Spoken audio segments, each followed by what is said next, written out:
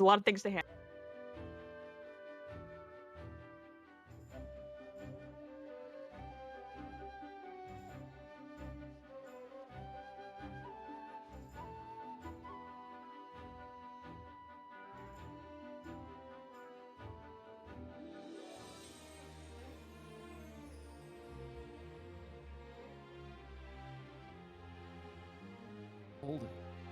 Hi, welcome to Octopath Traveler. I have just been shoved in here a little too quickly, and I'm almost ready. So let me just hold on just 1 second while we figure this out. Well, if there's anything that a host can do, it is stall for time. We're good at that. Yeah, then we can also do our introductions. Oh, well, there we go. Idea. Okay, yeah, I'm good. Go, take it away. oh wow, that's this is Octopath Traveler. We have 8 characters. You can start with any one, and we have had the donation to start with each runner is going to start with a different character. So, as you can see, Xazu started with Ophelia, Doid started with Alphen, I believe Looter started with Primrose, and Geeene is starting with, wow, I forget at the moment. Oh, Varian, that's right. And so the general goal of the game in normal play is you're going to be beating character stories, and eventually you'd beat all 4 chapters of each character. The credits roll after you beat the end of your first character's story, 4th chapter. You cannot remove that character from your party. So each of these 4 characters will have to commit to the first character on there that they've chosen. However, they can recruit as many characters as they want after that. The game is basically open world in that respect. And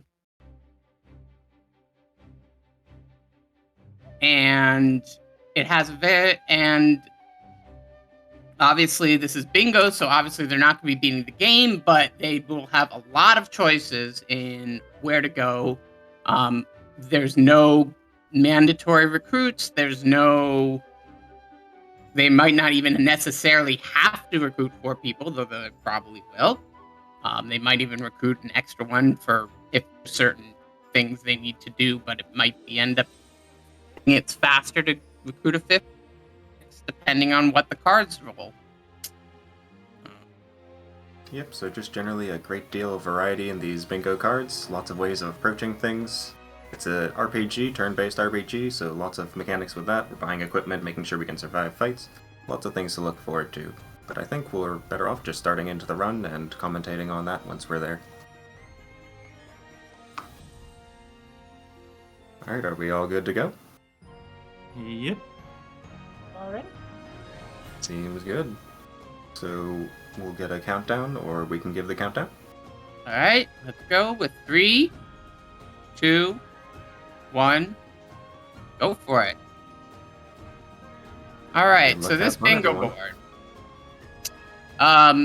We are the category is a triple bingo, which means they have to get 3 bingos. They have a 4th row or column, which right now is column 2, which means so let's start with what we need for that. As you can see, they're just for now just doing the chapter 1 prologues. The great thing about this game, and one reason why it's such a popular speedrun game, is that there's complete cutscene skip. So you pretty much just skip cutscenes and go on. Each character will have a slightly different quickness before they can get to their first dungeon. Alphen is extremely quick. Therian, on the other hand, has to run around, go steal, do his what's called a path action, which is basically a special action that each character has, and they will be making extensive use of this in the run. Therian is probably going to be collected by most of the runners, and if not Therian, then Tressa, who has purchasing power, so they can get items from NPCs. That's a pretty normal speedrun strat, is you pretty much not going to be buying much from shops. You're going to be buying stuff from NPCs. It's usually better, and you know exactly which NPC has what. There's no randomness involved there.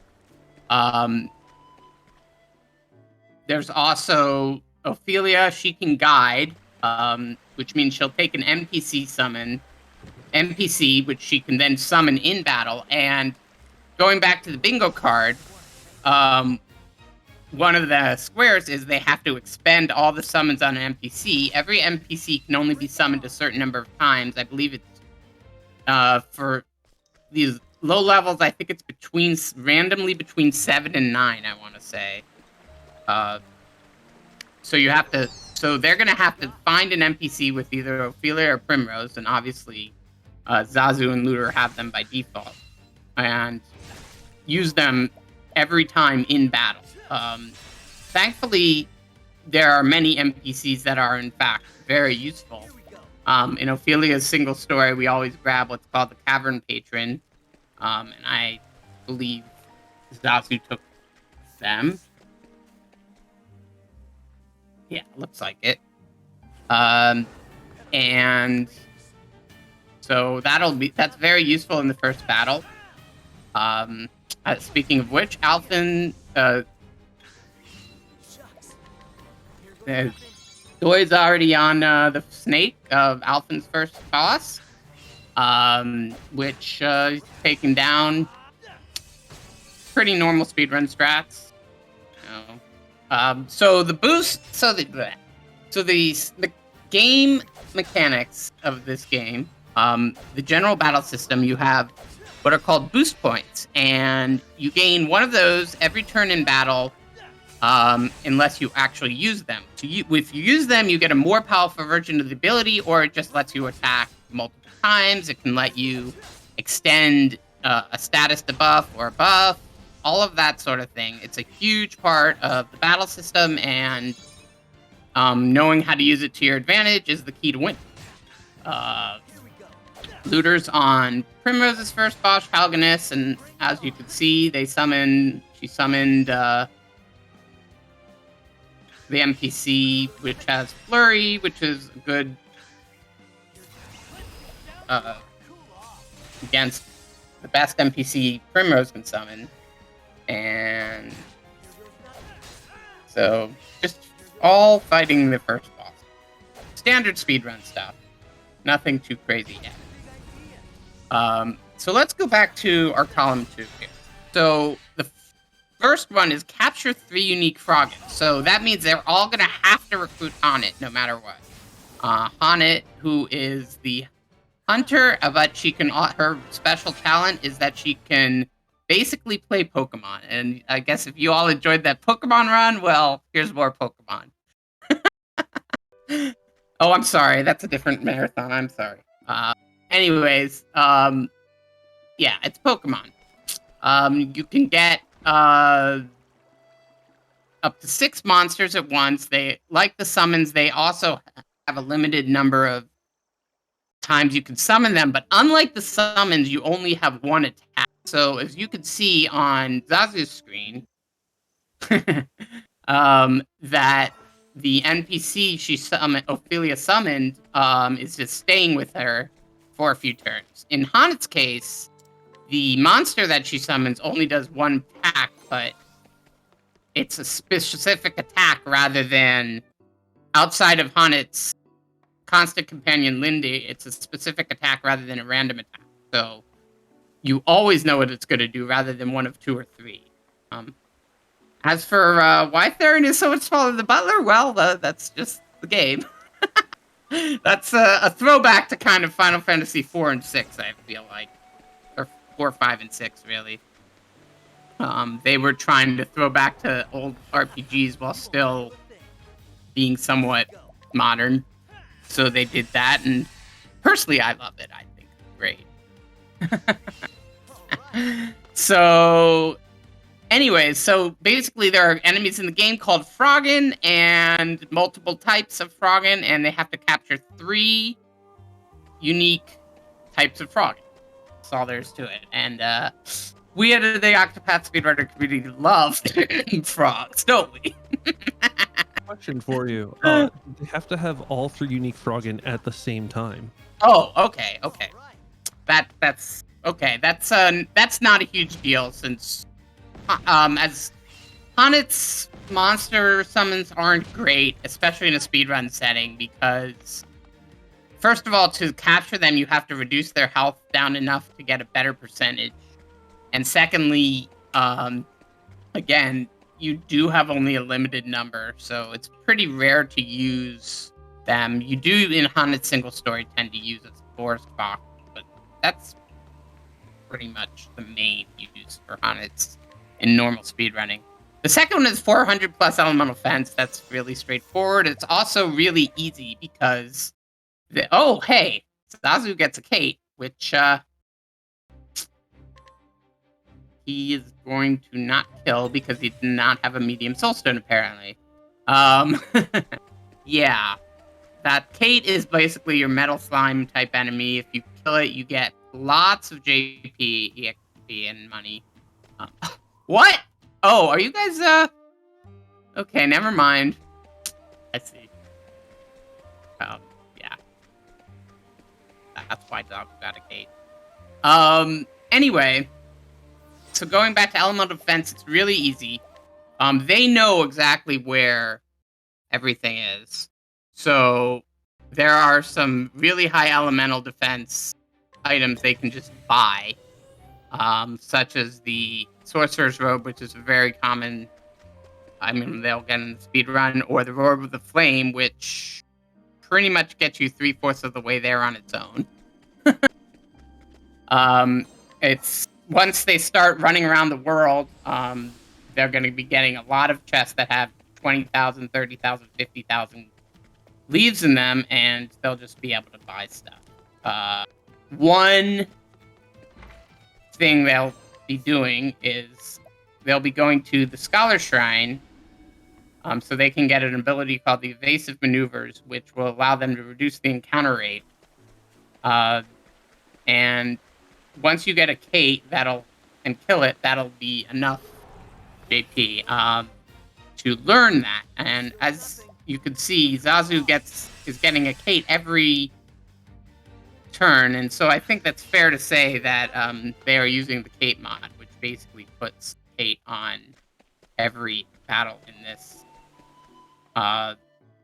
zone that he's in. And I imagine they all just decided that's the easiest way, and it's fair. Because the evasive maneuvers is just incredibly an important ability, and without it, I imagine runs in this game would be twice as long. Bingo runs in this game. Obviously, I'd like to inform everybody that I have just killed my Kate. Thank you. Yes, I can see. They've killed Kate, now going to the Scholar Shrine, so Ophelia will be able to learn evasive maneuvers, and not only does it cut the encounter rate in half, but you can do some shenanigans to basically guarantee no encounters on some screens. And other screens, you might get an encounter, but it tends to be like 15-20% chance, and so you just have to live with dying in some of those screens sometimes.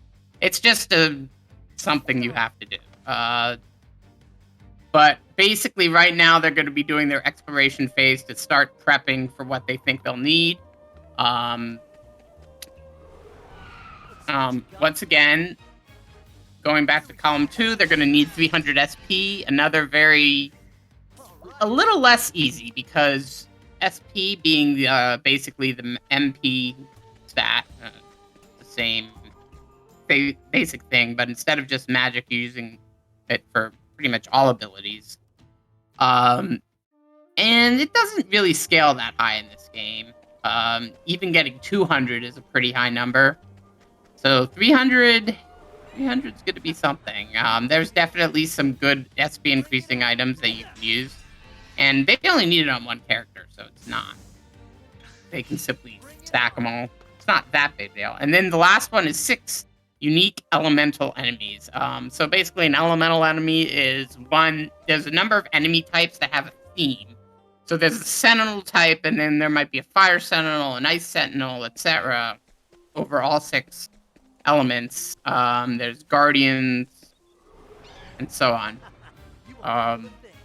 And I believe this card means they simply have to capture 6 different elemental types. But actually, does that mean that you have to have 6 different elements? Or could it just be any 6? It can be any 6 enemies. They don't have to be different elements. Okay. So that's an interesting point that as far as that kind of doesn't really synergize. It's just that both of them require Haunted. So they're gonna have to do the 3 unique Froggins, then use them or release them, and then capture 6 unique elements, or the other way around. I guess it doesn't really matter. Yep. For capture goals, we don't have to keep them in our inventory. We can release them immediately. You can mix and match as much as you want in that regard. Just have to capture at some point. Oh, okay. Alright, so... once again, it does take a little while to kind of get started in this game because... you have to go do prep. One big thing that usually people will do is they'll be running around trying to get soul stones so they can very quickly kill chapter 1 bosses, since you're not really supposed to have large soul stones, so it does enough damage to just 1-shots them or 2-shots them sometimes. Geeene has gone and recruited Haunted, as Doid is just about to, whereas Looter is doing a 10% allure on Primrose, which is another normal speedrun strat. This guy is 10%, which means, well, you have a 10% chance of him actually joining Primrose, but he's quite powerful for the Chapter 1 area, so it's incredibly worth doing. You get 5 chances, and then once you hit 5 chances, your reputation in town will disappear, and you either have to reload a save, or you have to pay to restore reputation. In this case, since the save is right there, and there's no reason to waste the money, Looter just resets, and has 5 more chances to allure the soldier. This soldier is very good at, well... One thing about the soldier that's important is it allows me to just one-shot bosses without needing to buy soul stones. Right. It allows me to save those soul stones for other fights or other uses. Right. Of course, it's 10% lore. And it synergizes nicely with that required square too, because she'll be using the summon a lot anyway. Now, Xazu went and got Cyrus, who's a very common recruiter character, if not pretty much almost mandatory, because of his Scrutinize, which allows you to get hidden items. Again, they know exactly which one NPCs have what hidden items, but also allows certain things, such as being able to buy extra things in the shop.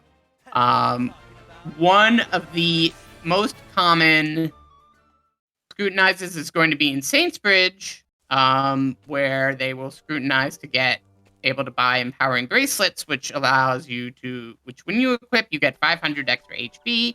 And in this game, HP is definitely a better tank strategy than defense. That's all there is to it. So if you can stack as much HP as you can, that's usually a good survivability tactic. Xazu is on Russell, Cyrus's boss, and, well, you just saw the power of Soul Stones. 2,700 on Chapter 1 boss of the 2nd tier is going to wreck things.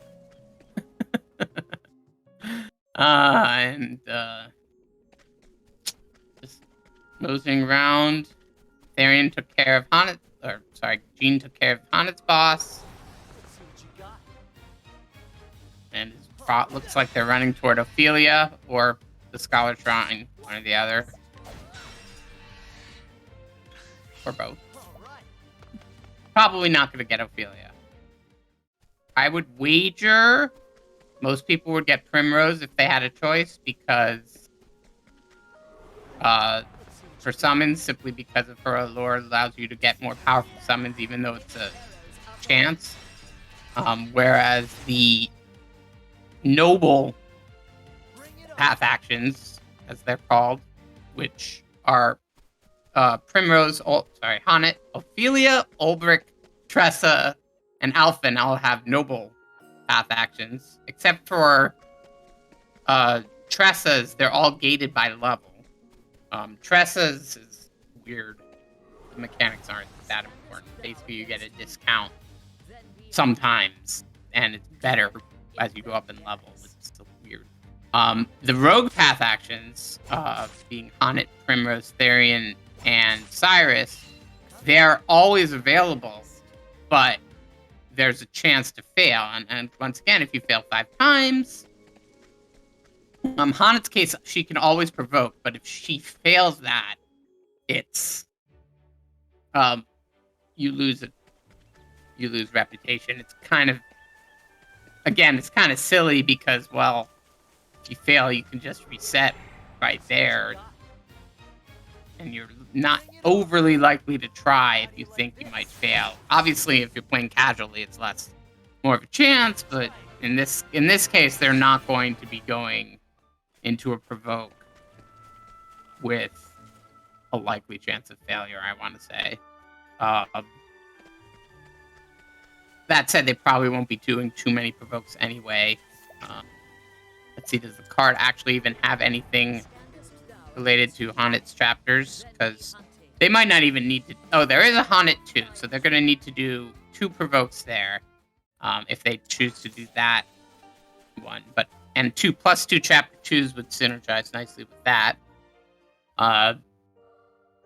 But otherwise, there's probably no reason to do provokes other than that, unless there's an item behind a house they want. But most of those good ones of that are going to be too powerful. And most of the time with provoke, you don't even... So provoke's weird because they force you to use Honnet's monsters, but you can still use items, so you could... So pretty much speedruns will just toss stones at it. That said, since they will have to be getting unique Froggins, they might decide that is a strat too. Grab a powerful Froggin or something, but we'll see how that plays out. And yes, if you like math, percentage, if you like probability, this is definitely a good game for it.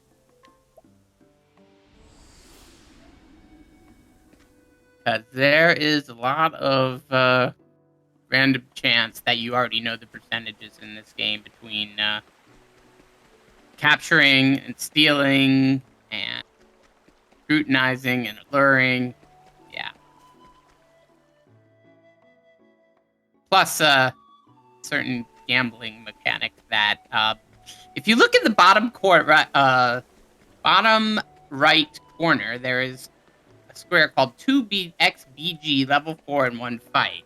Now BG, which is perhaps my favorite ability, is an ability called Bewildering Grace, which is a dancer ability, which allows you, which basically will do a random effect, and each boost you give it, it'll do 1 more random effect per boost. However, boosting it also gives you more beneficial and more problematic effects as a chance.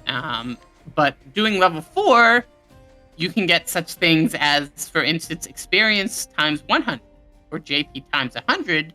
But there also is a possibility of just having your party wipe completely because, well, it just happens. Because you can get reduced to a hit point and then the ground explodes. That's a pretty common thing with Bewildering Grace. Well, not common, but if you use it a lot, you're going to see it. Looter went and got Tressa, another pretty much almost always required character. She is just really good for speedrunning and in general for playing, because if you're running around the world, she just makes money. That's all there is to it. She just picks up money from the ground from She loots corpses and grabs money. So especially when you're going into high-level areas, she's going to grab a lot of money, and you can just accumulate money just by the running around. The merchant is also a very good utility class, both because it has hired help, which is basically the reason speedruns can be as fast as they are. Without hired help, they would be a lot more longer, a lot more tedious because it would probably involve doing a lot of soul stones. But yeah, as you can see, Mick and Mac just Looter's actually taking it a little slow. Perhaps trying to get the Primrose's NPC to do his thing. Geene's about to go into Cyrus 1, it looks like. One of the bingo cards is to get all 8 characters. It says 8 chapter 1s, but that basically means you have to recruit all 8 characters. I don't know if we're going to be seeing that. That would be interesting.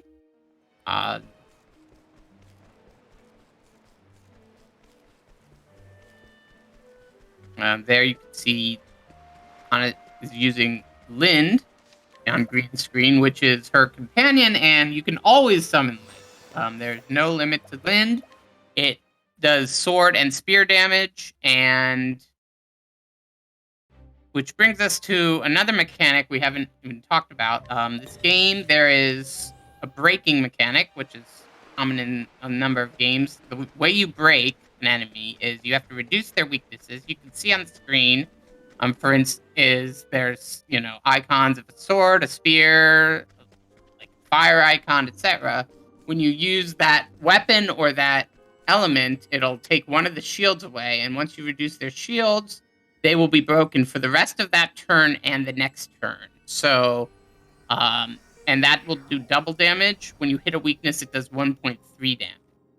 So it's basically very powerful because it stuns the enemy and you get a lot of extra damage out, and it's the key to winning in this game. You can see that one of the ice bubble things on Russell there just got broken, so that bubble's going to take double the experience. You can see double the damage. You can see it was 202 instead of 132 for the non-broken one. Now just whittling him down with soul stones. One somewhat unique thing about Chapter 1 is that the first 4 bosses are all of different power. Once you get 4 characters from there on, the other Chapter 1 bosses are all the same power. All future bosses are same. There's no scaling except for in Chapter 1, as well as the outside areas of Chapter 2 and 3 does have enemy scaling, but only the outside areas. The stories are all the same. So if you come in if you're at level 50 and still go do a Chapter 2, you're still going to be fighting the level 20-something boss. Although I don't think the enemies themselves actually have level. It's more of a danger level of a recommendation. And so Xazu is going to start. They went into Lock of the Lost King, which has a couple really good items. A soul stone, but more importantly, a chest that has 30,000 leaves, which is, well, money is good. Because you want money to get powerful items, go fast. There's another chest that has 30. I think that one has 20,000 on Doid's screen. Grand Port. Grand Port's one of the. I guess you could call it danger screens. Both before and after the save point, you have a 15-20% chance of getting an encounter. But what Doid's doing is what's called save resetting. You basically, once you go back and load a new save, the step encounter is reset, which allows you to start from scratch. And the screen is just long enough to grab that soul stone and get to Grand Port with usually, but again, maybe 15% of the time, you'll hit an encounter. And since that's a level 45 area, you're gonna die.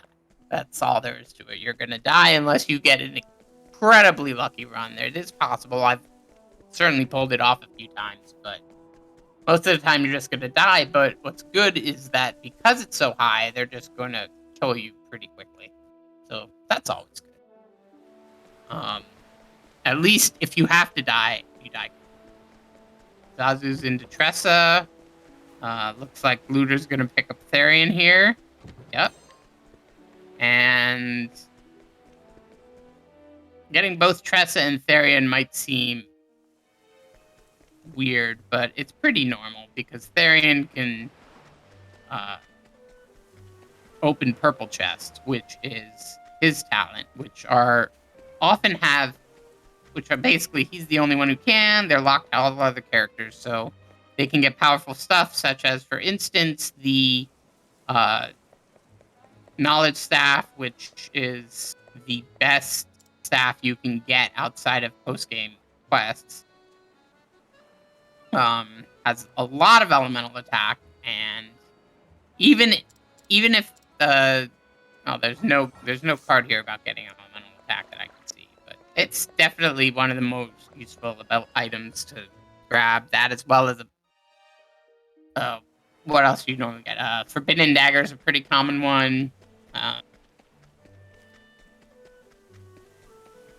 But we'll see what they end up grabbing. But yeah, having Therian in the party is definitely helpful when you're running around the world. Geene's going to get the warrior job, it looks like.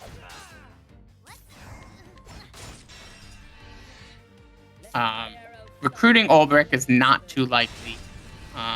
He doesn't really bring that much to the table, unless they want to go for Ulbrich 2, which is apparently something no one wants to do because, well, Ulbrich 2 takes forever and uses a lot of money, so no one wants to do Ulbrich 2. So they'll probably be avoiding that square. That would be my guess. Looter's taking down Heathcote. Soulstones, again, Soulstones just wrecked the day of Chapter 1 bosses. Doid's about to fight Mick and Mac. Xazu's running around, and green. I'm going to guess they're about to go get the Merchant Shrine, which, again, Merchant is perhaps the most... No, actually, they're going down toward Everhold, I guess. Which, again, has said knowledge staff, as well as some other good stuff. Melodia, if I could interject for just a second to do a little bit of promo. Sure. Thanks so much. Hello, everyone. This is your lovely host, Ariel Fabulous, just reminding you that if you are enjoying the marathon, then did you know that there's even more content on the Bingothon Twitch channel, including games such as The Legend of Zelda Breath of the Wild or Super Mario Sunshine? This channel does all sorts of really fun events throughout the year, not just during the Bingothon itself. So if you are lurking, give us a follow, or if you are so inclined, you can subscribe or donate bits. All of that money does go back to the administration and running of the channel. Although I would think that for this particular period of time, if you are able and willing, we would love more donations to our lovely charity, Fred Hutch. Back to you, Melodia. All right. Not really much happened there. Anyway, let's see. So, again, right now everyone's just running around, probably deciding in their heads what they need for whatever cards they're going to do. I'm guessing Doid's about to go to Lock, get some items. Looter's over near Quarry Crest. I can never pronounce that correctly. She has both Tressa in her party and Cyrus. So she's going to have to decide which... She's going to do Tressa's Chapter 2, but it might just be as a quick way of getting upstairs and getting Soulstone. But Tressa's Chapter 2 is probably one of the easier Chapter 2s to just do. The boss, Omar, is not really a huge issue, especially since it's Tressa, you're going to have hired help by default. It's pretty easy.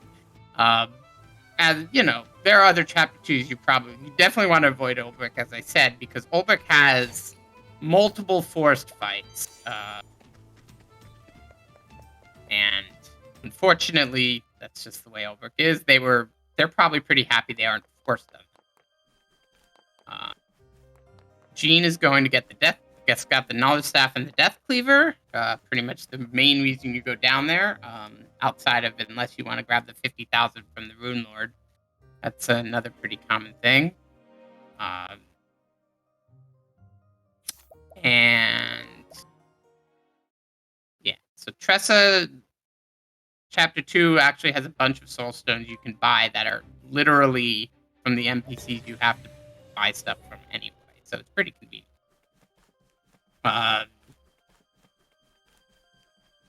Xazu going grabbing a few hidden items before tackling Therian's, interesting.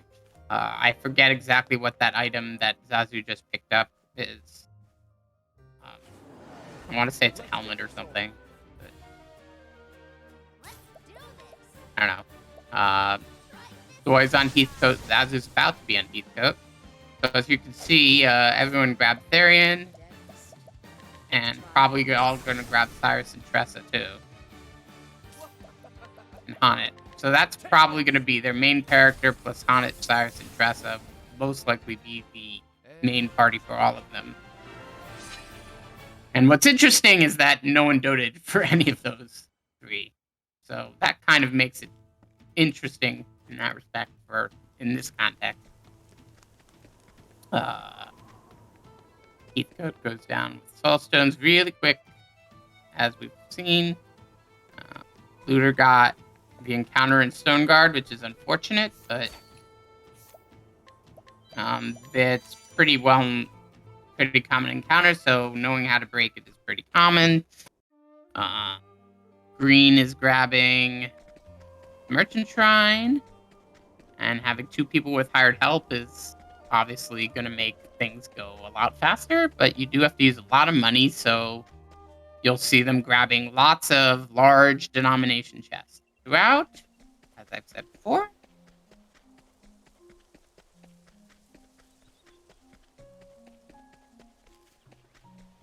Pika. I don't know what that means, but Pika with a lick-a-tongue emote. Alright. Green over in Goldshore now, which is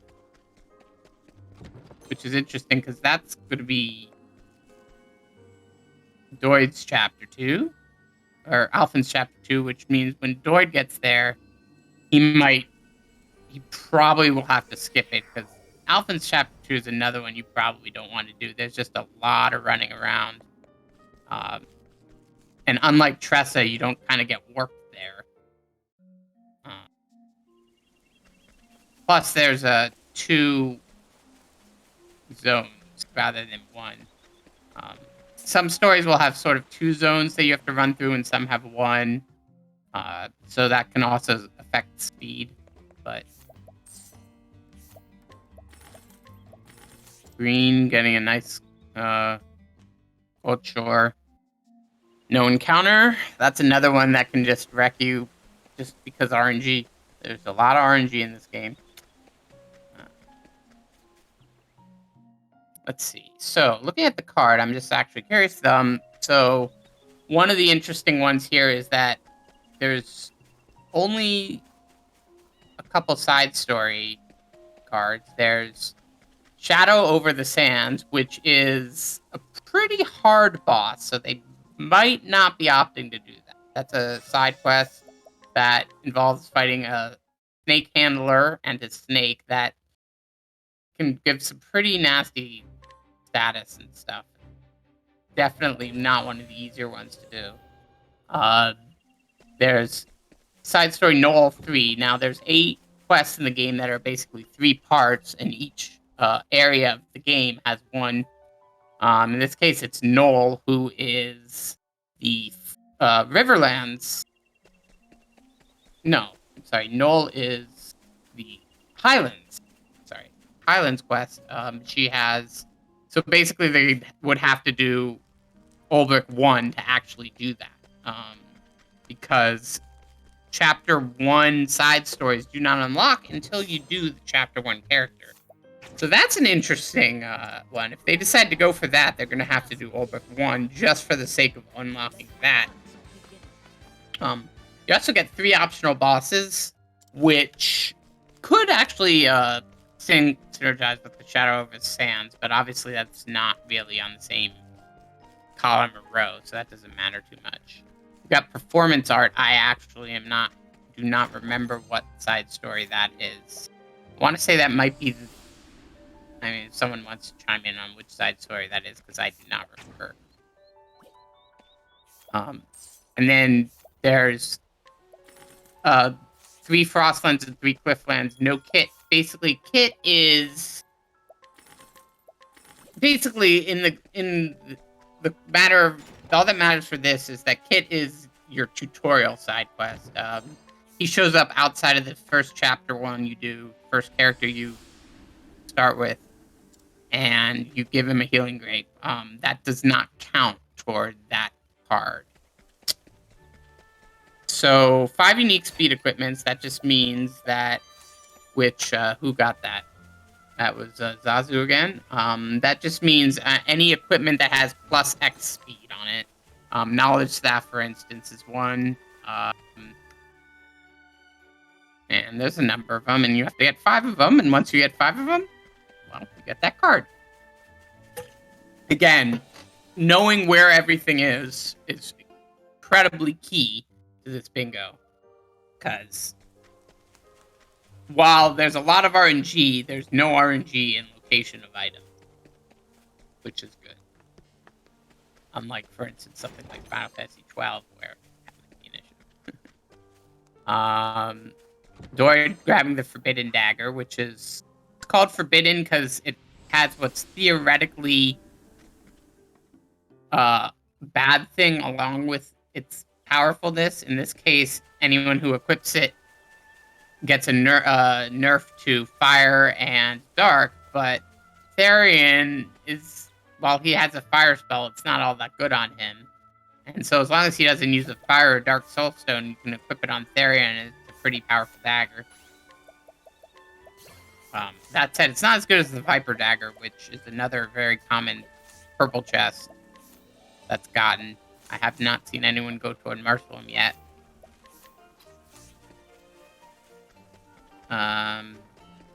Looks like Xazu is doing a quest for the, I think maybe? Let's see. Is there a quest in the Flatlands? No, there's no Flatlands quest that I can do. No, that's just open.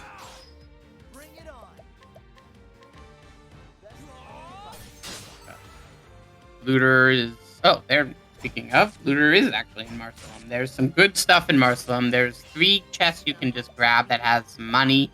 Enchanted Circlet, which is good.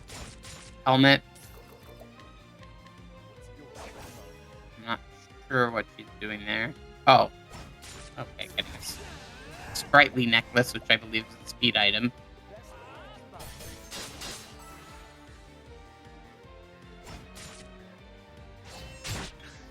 Alright, Geeene grabbing Primrose, which, as I said, was the likely scenario for the summon thing. Simply because, again, there's more use out of summons than Primrose's summons than Ophelia's, just because of the level gate. Ophelia.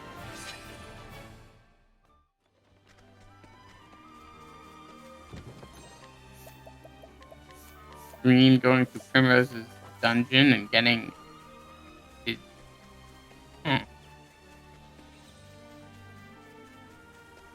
I guess they turned off evasive maneuvers so they could use the summon. That's smart. Use it in Chapter 1 dungeon. It's pretty easy to kill stuff. Yeah, I can see that. That's pretty smart. Looks like he has Therian with the... Is that... No, that must have been Cyrus. I must have missed. But yeah, expending the summons in the Chapter 1 dungeon while you have to go that way anyway. That's definitely a good strategy. I like that. Xazu's doing Cliffland's quest there. He had to... I think you have to buy... I don't remember the exact specifics for that quest, but you have to, like, buy something, some info, or I don't remember. But that was a side quest. They're really quick. Basically, you have to do some path action to complete them outside of that tutorial one, which is kind of interesting. But and then some of them do have multiple ways of doing it. But yeah, usually you can find 3 really quick ones without too much issue.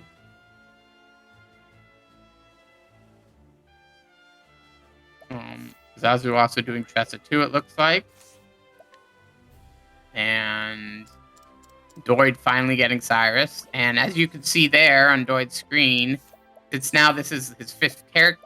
Their 5th character they're recruiting. They had to replace one of the previously gotten characters and chose Therian in this case because he doesn't really bring much to the table for the fight, obviously. So probably going to be swapping between Cyrus, Therian. Hi, anime fan. Probably going to be swapping between Cyrus and Therian as needed. Or Haunted and Therian as needed, one or the other. Because the main thing Cyrus brings is his scrutinize and evasive maneuvers, but obviously they got the Scholar Shrine, which means they don't need to worry about evasive maneuvers. Yeah.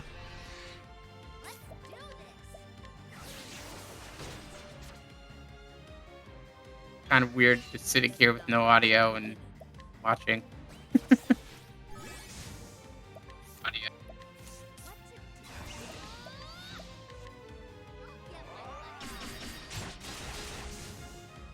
Actually,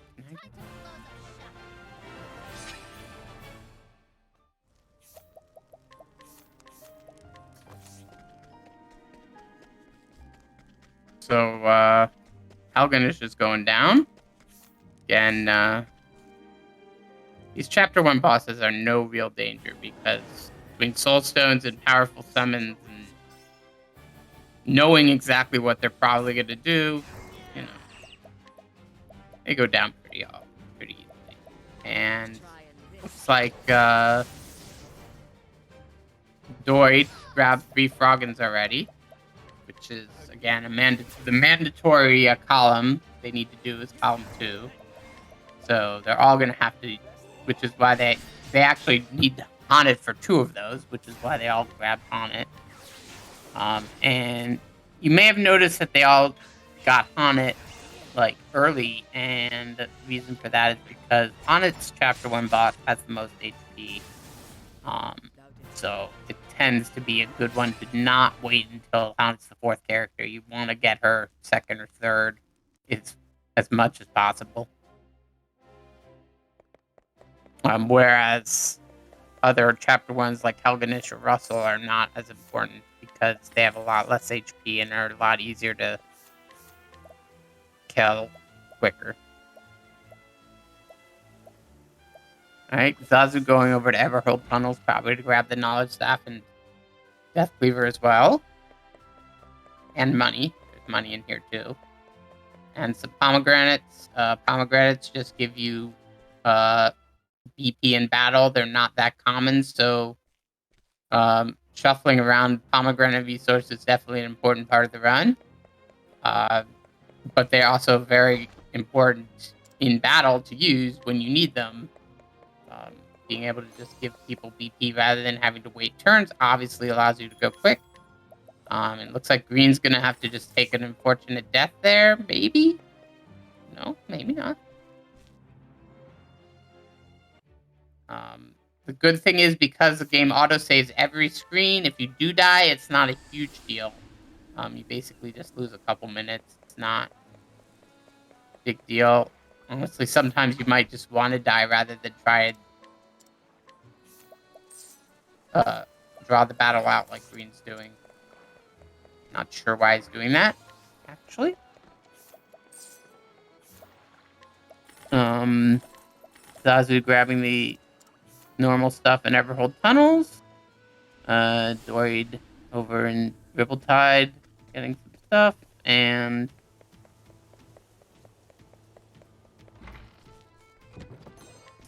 I know there's Clifflands quests you need to do as one of the cards. So they might be doing that. That's what it looks like. Yes. Okay. Maybe. So, of course, Alphen has the Inquirer, and if you have a high enough level, you'll have 100% it rather than having to rely on Cyrus. So that's one small favor for Doid in some cases, but for most important scrutinizers, he's not going to be a high enough level. For instance, the Empowering Bracelet Alpha needs to be like level 35, which they're probably not even going to come close to in this run. I see we've got some cards done. Performance art was done. Once again, I don't remember exactly what side quest that was. Xazu just got it. So 10 Soulstone Smalls. That's pretty straightforward. 400 elemental defense, again, straightforward. Looks like Green used Bewildering Grace twice in one fight, and that's probably why they had to do that fight. I missed it. Apologize. There's so much going on, it's hard to see who's doing what sometimes. But yeah, Green, apparently that's probably must have gotten some bad rolls with Bewildering Grace, which again, it's pretty common. It's a gambling ability. In I normal, actually got JP 100. you got So JP I got a 100. good Well, one, yeah. okay, I can see why you wanted to save that then. Yes. Yeah, that's so basically you have a 0.1% chance, or 1 in 1,000 every roll you make. But because you get 4 roll, it's actually closer to something like 1 in 1 in 392 or something. So it's a very rare thing, but it's not. But you do it enough, you're gonna see it. But yeah, it's pretty rare. But getting 100 in this setting definitely sounds like a marathon thing. Yeah. And there we see everyone's favorite enemy, the salamander with big giant mouth.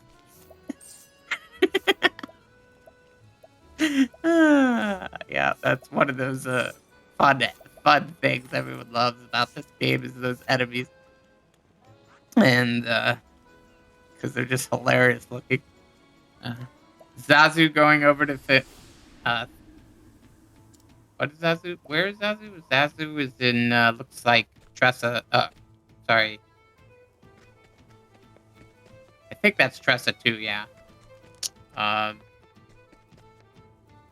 Sorry, that's one thing about this game, and it's definitely one of the big complaints, is that a lot of the areas are very samey looking. You have multiple mansions, or as they call them in game, manse, with the same exact design and coloring, so it's not always easy to tell exactly which one you're in unless you remember the design. Yeah, that's Tressa too. So Xazu's going to do Tressa as one of his 2 chapter 2s. I'm going to guess that he's doing, because that's interesting, actually. Maybe not. Melodia, Yes. would you mind if I butted in and just talked a little bit about not only what this run is, but also what's coming up for the rest of the day on Bingothon? Go for it. Well, you guys are watching Octopath Traveler. It's about halfway through. There's about 1 more hour on this. And it looks like bingo squares are getting checked off. I hope you're all having a good time. Coming up next, there's going to be a brief setup block. And then after that is going to be Donald Duck Goin' Quackers. A lockout bingo featuring 4 different players. And if you're watching this and you're thinking, I play bingo of my favorite game. I'd love to be featured on the Bingothon Twitch channel. That can absolutely happen. Go ahead and contact the main organizers on the Bingothon Discord server. I don't think I have an exhaustive list of the main organizers, but you could just harass Floha. I think he'd appreciate it. And they can figure out an arrangement to make that happen. You can get your bingo content hosted on this channel. We'd love to have you. And of course, I will take one more opportunity to thank Team 17 for sponsoring Bingothon Winter 2022 for their continuous support within the past few events. Check out all the games they make and also a ton of the prize packs that they've helped provide that you can win with your donations to Fred Hutch Cancer Centre. So that's all I have to say. I will return control back over to you with more Octopath Traveler. All right. So I'm actually not sure if Xazu's doing. Yeah, they might be doing. Since you have to do 3 cards, I guess doing 2 columns makes sense. 3,500 hit points is no big deal. Just stack on some empowering bracelets, which Green is about to unlock, it looks like. Green's trying to scrutinize for that. Right now, Looter is on Honet's Chapter 1 boss, which again has a lot of HP with 4 characters. So it's going to take him a hot minute to do, but it's still pretty easy with Soul Stones. That summon who apparently does 1,000 damage to it. Okay. 8 chapter 1s. That's might sound like a lot, but it really isn't. Since you have to do 4 anyway. Since you're going to be doing 4 anyway. It's 4 more. And again, most of them are just go down by soul stones pretty quick. 8+ chapter 1s. Yeah. That must, you'll have to talk to Doid about that one. I don't know why it says 8+.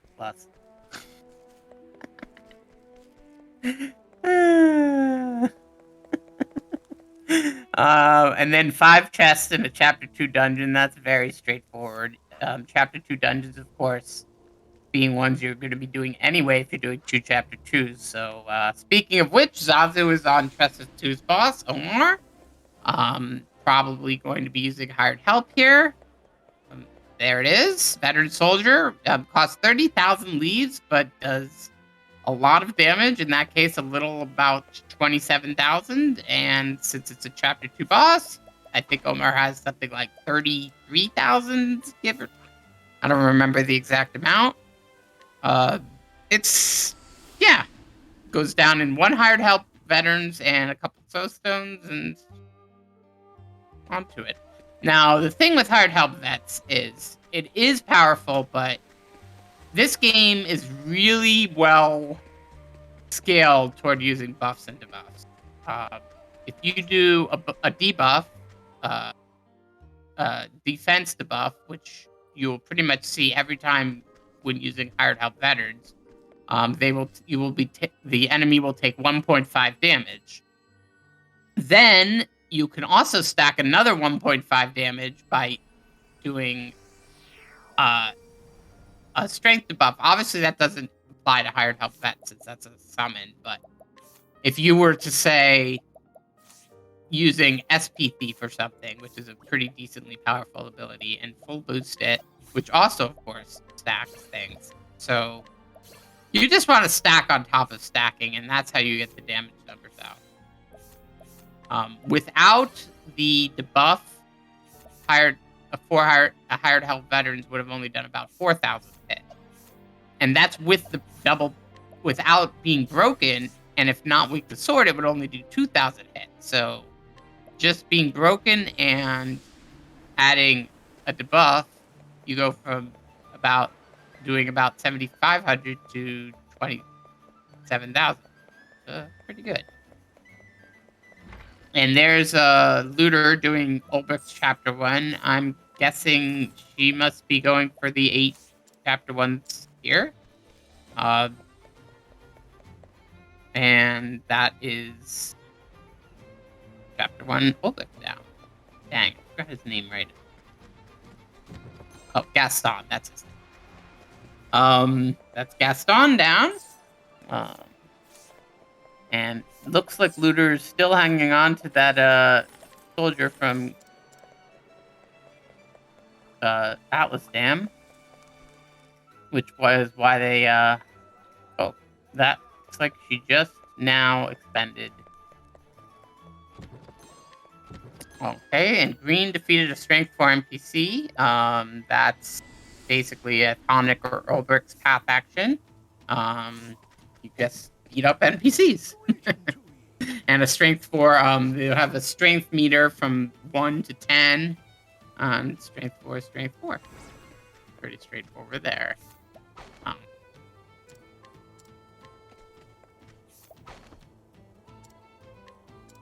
And more running around. Doid is doing Cyrus's chapter 2, which is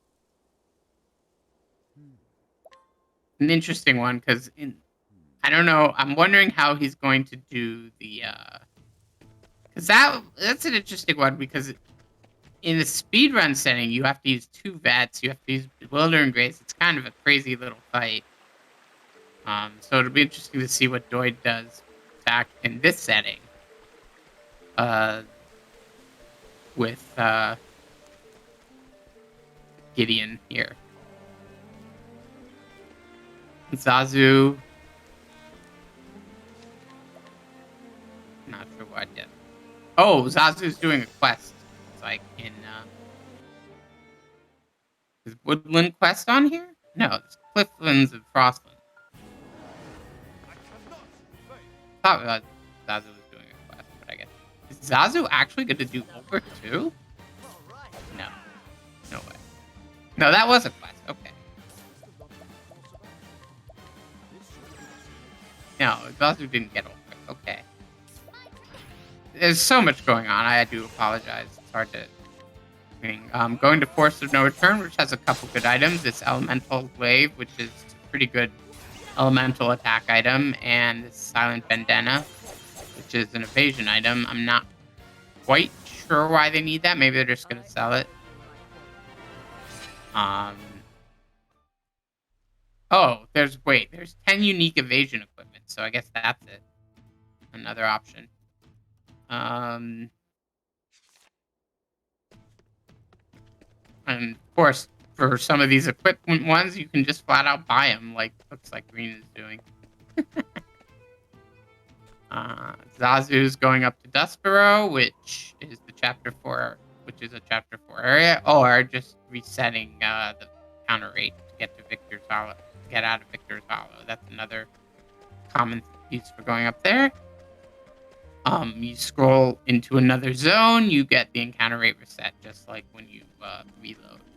Outside of a few cases in mansions where the danger level is the same, but that's a unique case that happens only in a few spots. Zazu's going over toward Still Snow. Whether they don't... It doesn't have Primrose, so probably not going there for that reason. Probably just to have a base, and then going over to Maw the Ice Dragon, which is some good items. Doid's actually fighting an optional boss now. I think this one's called Many Maws. That would make sense because it has many mods. Yeah, the designs of this game are fantastic. I swear that enemy is just amazing.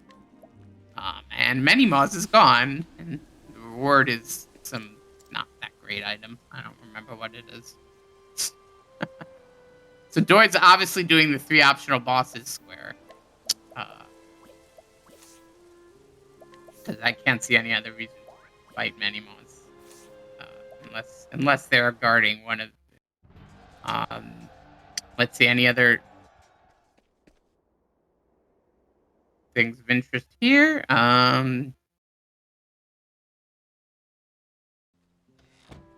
What else do we have going on? Looks like so Looter went to Stoneguard and just said no to Haunted Story. Now is going back to Everhold and is doing a side quest there for money, it looks like.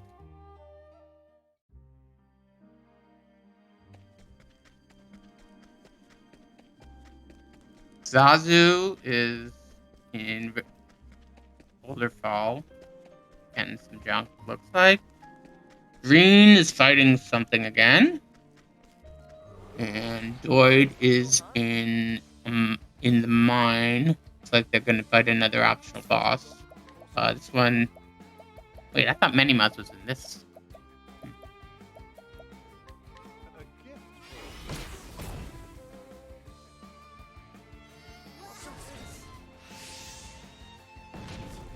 I'm returning to Many-Mods in this case just because I accidentally started Ulbrich from the beginning of the chapter and had to reset.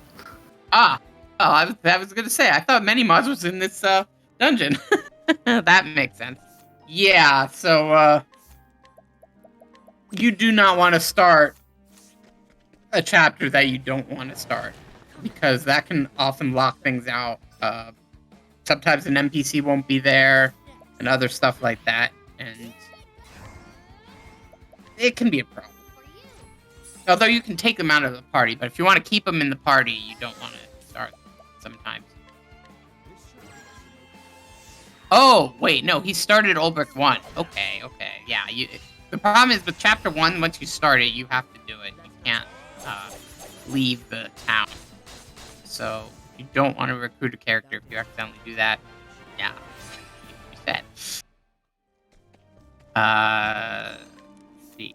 So, Xazu looks like he's thinking on what to do now. Green gets a Kate in, I think it's a level, cultured Kate, which is the 2nd tier. And just trying to kill it normally, it's not usually going to work out. Yeah. At this point, it's probably not. Cultured Kate, I think gives... I want to say it gives a lot of JP, but not that much XP, or vice versa. It's like, actually gives less of one of the bonuses, one of the end game thing, one of the end battle. How do I want to describe it? You get money, EXP, JP at the end of battle. Pretty standard JRPG stuff. And I want to say a cultured Kate, despite being the 2nd tier of Kate, gives less on one of those than a normal Kate does. I forget which it is though, because you don't fight cultured Kates too often in speedrun settings. Sometimes you'll get a chubby Kate in the 3rd zone, and you can actually spend the 30,000 to kill it, and you get a lot of JP and XP, and it's worth it because you'll still get the 30,000 right back after you kill it. Or is it 50,000? I don't remember if it's 30 or 50. But Hey, either way, sorry. Finish what you were saying. yeah, a chubby Kate. I forget if you get 30 or 50,000 from it. Sorry to interrupt. We just got another donation. Oh. We have a donation from K Branch for $36. So thank you so much. All right.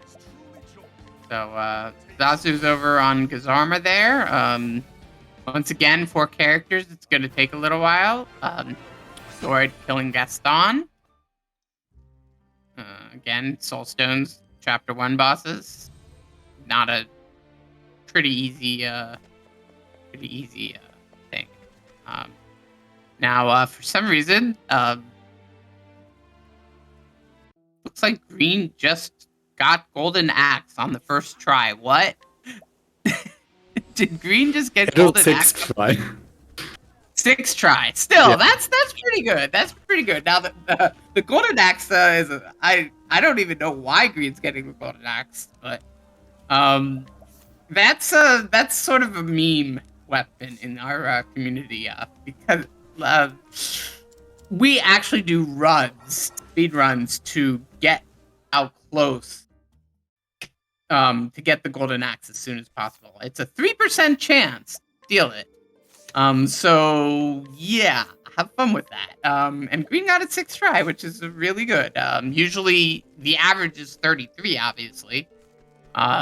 So getting it 6 is pretty good. Yeah, 3% chance. which speedrunners of this game are no stranger to, because a Therian single story has a 3% mandatory steal. So I'm still not sure why Green got the golden axe. I forget. Does it have a stat that is needed? It's not on the list here. Oh, 10 unique axes. Okay, that would yeah, golden axe is one of those weapons that's just kind of a meme at this point. Just because of some 17% chance to get it in 6 attempts. Sounds about right. Oh, I forgot to watch Doid taking down Gideon, but everything's going on at once. It's hard to keep up. But it's definitely interesting because everyone's doing their own thing here because of the different starter characters. Definitely plays a huge part in that.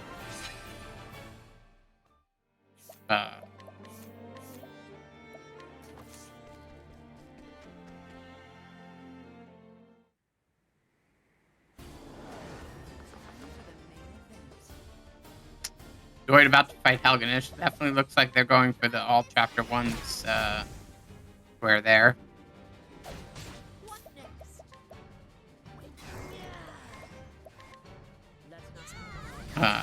Green going toward Lock.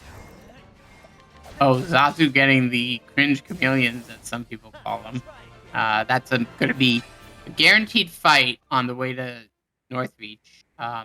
This fight is actually pretty easy to kill. You just use 2 bandits, break them, and use a soul stone, and they're dead.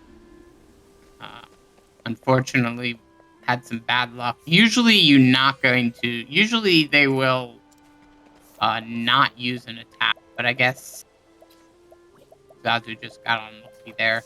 Usually you're not going to die from that encounter because they're just going to do some silly reduced damage debuff or whatever on you.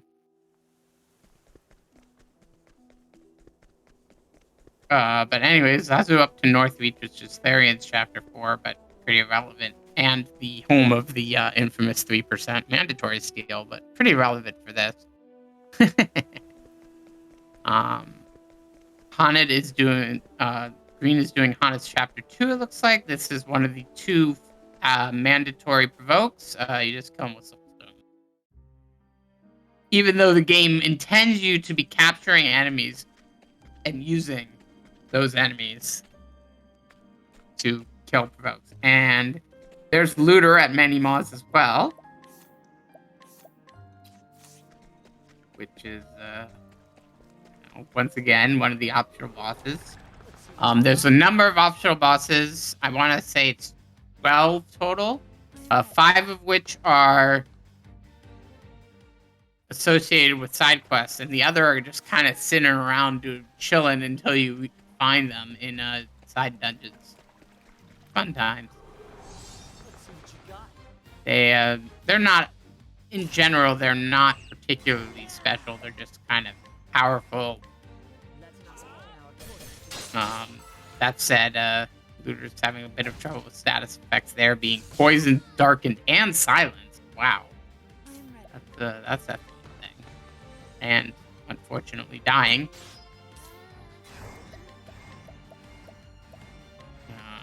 Looks like Doid's still on the expend all soulstone, all NPCs. Still has to finish that. The other 3 have done that.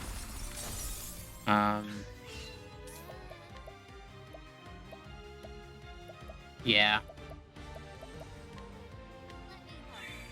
Oh, and I see that Doid, on the other hand, has not Doid, sorry. Looter has gone and done Knoll 3. And someone is humming.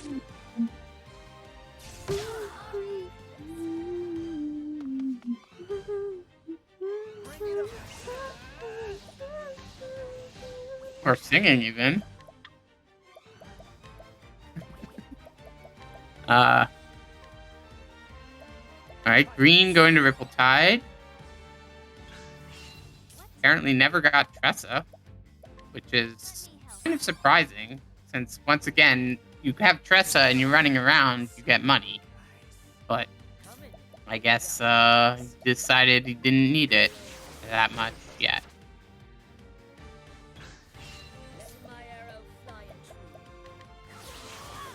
And Xazu continuing on to Stone Guard, getting plenty of soul stones at Stone Guard to be had. Again, speaking of Tressa's basically lets you get a lot of, just buy your way to pay to win effectively. Lots of good soul stones at Stone Guard. There's also a item that's pretty commonly gotten called the Elemental Augmenter, which gives you 100 elemental attack, which of course, when your maximum is 999, having 1/10 of that in one accessory is definitely powerful. And there's Haunted 2 started on Xazu as well. Given they have to do Haunted anyway, I guess it makes some sense to do Haunted 2, but that wouldn't be my first choice.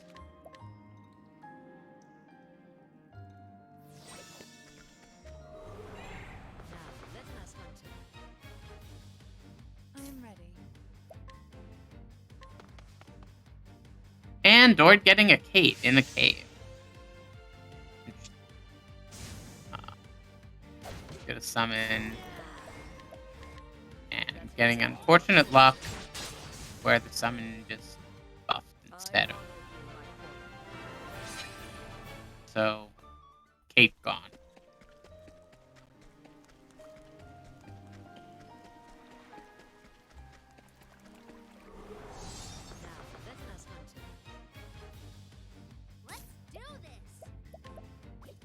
And Doid's looking for... I'm guessing Doid's trying to get that elemental that's sitting there. Because this is a place that those elemental enemies are pretty common to show up here. So they can wreck your day if you're not high level. Pretty annoying, actually. Lure Scooter is over in Twin Falls. It's going to go fight another optional boss, I assume. Green just taking care of Mick and Mac pretty easily. Oh, actually, I don't know what Doid's doing then. Oh, okay. They tried to capture it and didn't, so and killed it instead. So the problem with capture is that once again you have to reduce the enemy's health enough so that your capture chance is high. It scales based on how little health they have. And Looter's fighting the butterfly boss. I actually forget the exact name of it.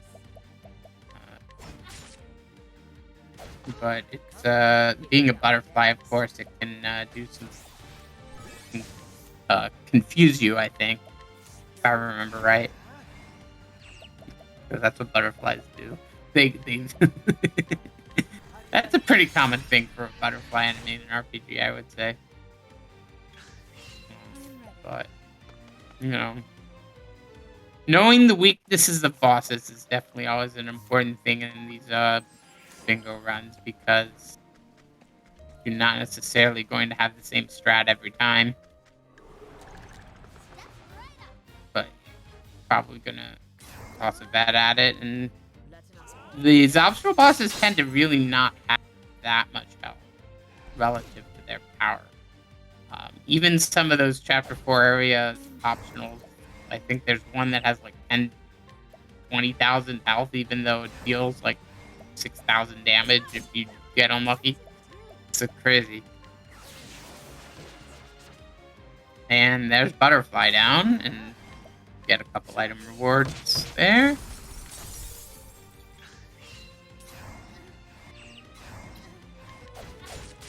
And Xazu is overdoing Hanet's second mandatory provoke for the Chapter 2 of Hanet. Giant evil tree. But again, a couple soul stones take down pretty easily.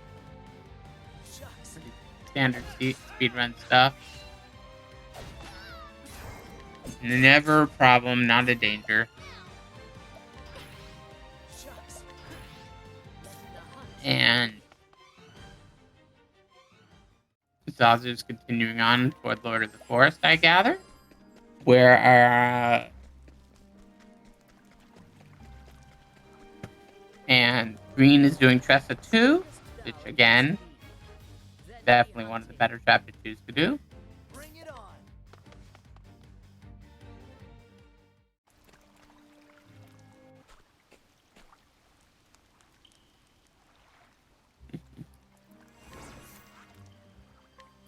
And so far, no one's even gotten a full line of anything, which is interesting, but you could see that there's definitely some thoughts. Everyone's kind of doing similar rows and columns, so it's like column 1 is going to be a norm, as is column 4 and row 1. Yeah, obviously row 1 with the 3 optional bosses that people are doing. That looks like it's going to be the it's like Xazu might be doing row 4, which is why they're doing on it too. That makes sense.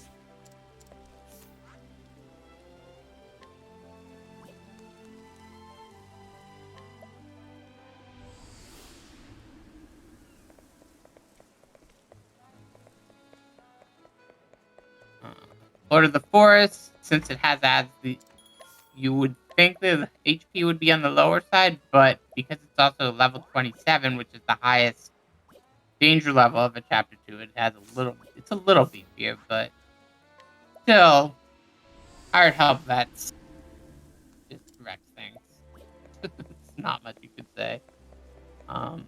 Typical strategy, just grape the enemy, debuff it. Hired help vets gets most of the damage now, and then you finish it off with soul stones, and you're really not in too much danger.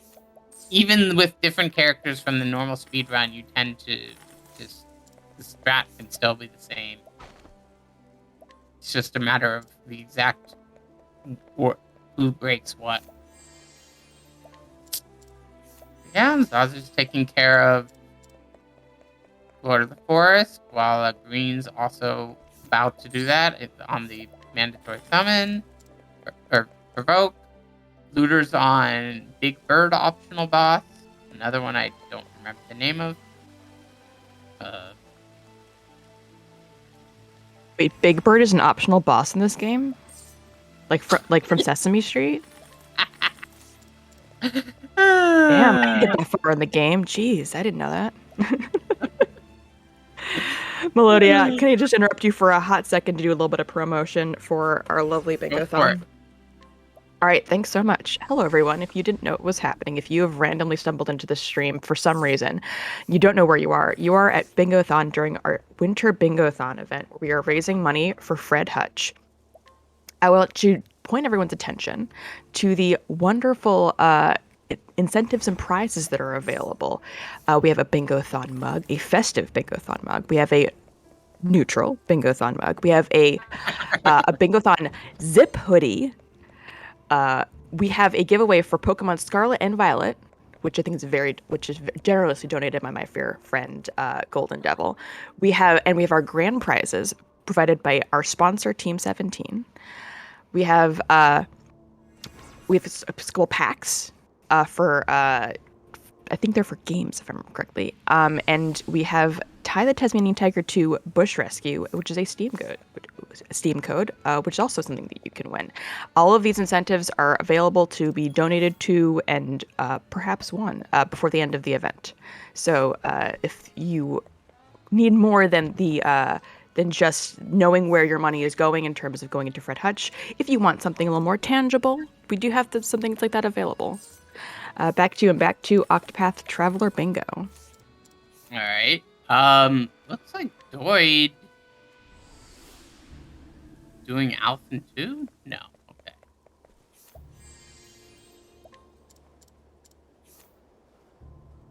Doid's in Everhold now. Green's on Lord of the Forest.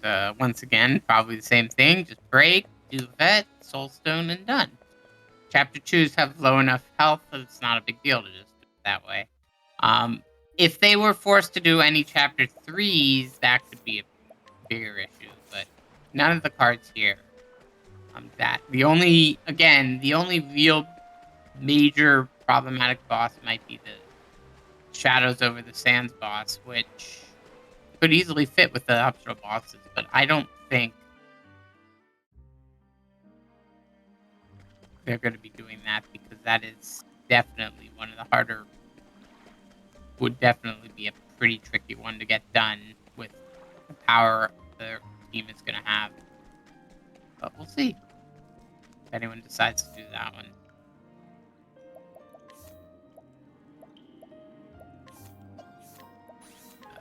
It's like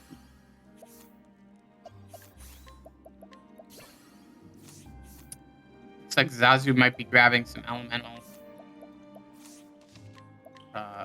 enemies. No one's gotten that yet. No one's gotten the 6 elemental enemies yet. Only 2 people have even gotten the 3 Froggins. And there is Doid doing...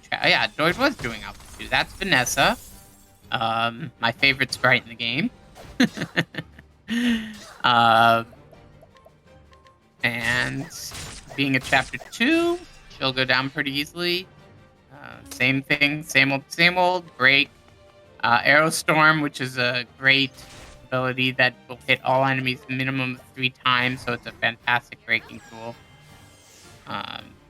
Vanessa's little gimmick is that you have to kill her add-ons, her mooks, before any of her weaknesses will unlock, but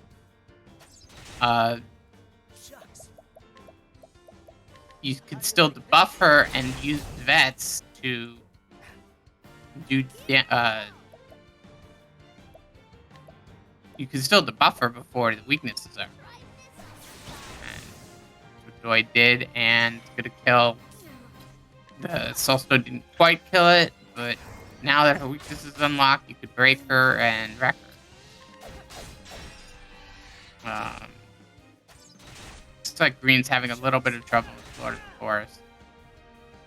Unfortunately, if you don't kill an enemy in their first break, sometimes they'll end up with a powerful ability that'll just kill you when they come back from break. So Gideon, for instance, is definitely one that has that. You need to kill them in their first break, or else you die.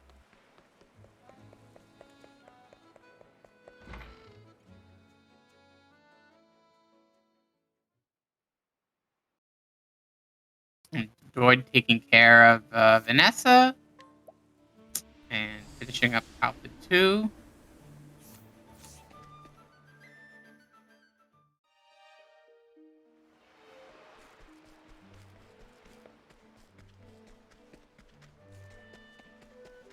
Looks like they're off the block. More goodies. Xazu looks like they're working on the elemental captures. That would be my guess of what they're doing. What he's doing. Green's still trying to kill Lord of the Forest. And Looter. Oh, Looter's leaving Sunshade.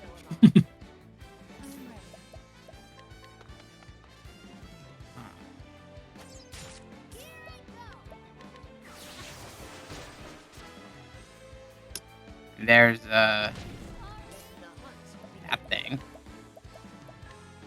I wish I remembered the names of many of the optional bosses, but I unfortunately don't remember all of them.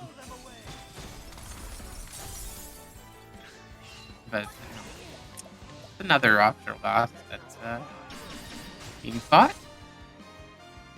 and I think that'll make 3 for Doid once they kill it. Looter going to Twin Falls to fight the butterfly.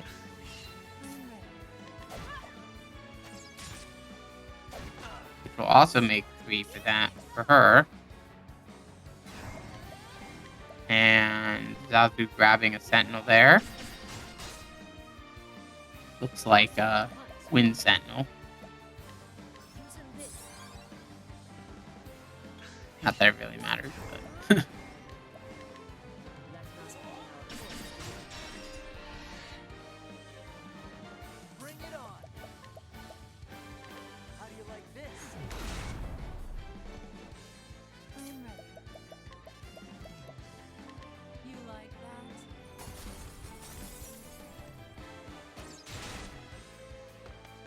doing some menu work. The good thing about this game is you can just change jobs freely with no penalty, and you don't even get penalized for being in a job, as it were. Stats are completely consistent, so you can just swap out jobs in and out whenever you want, and you're not going to get any benefits from staying in a job or not staying in a job, like some games do. So you can always build your team around however you want. The only real obvious issue is how much JP you've spent in a job, and since JP is universal per character, you can hoard it all you want and just spend it on whatever abilities you want whenever you want. It's like Xazu's going through Ulrich 1, which is, at this point, just trivial.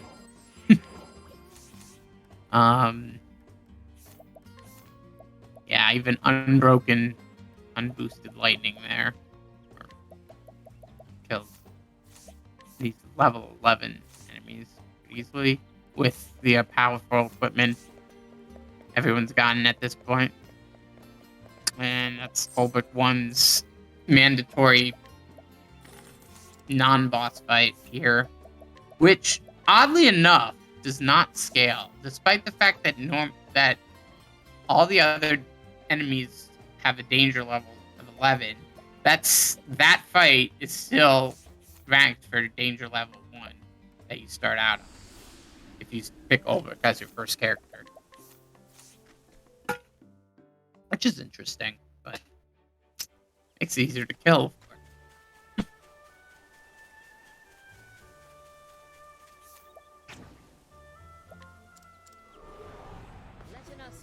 And there's Gaston on Xazu's screen, and right as Green finishes off Lord of the Forest.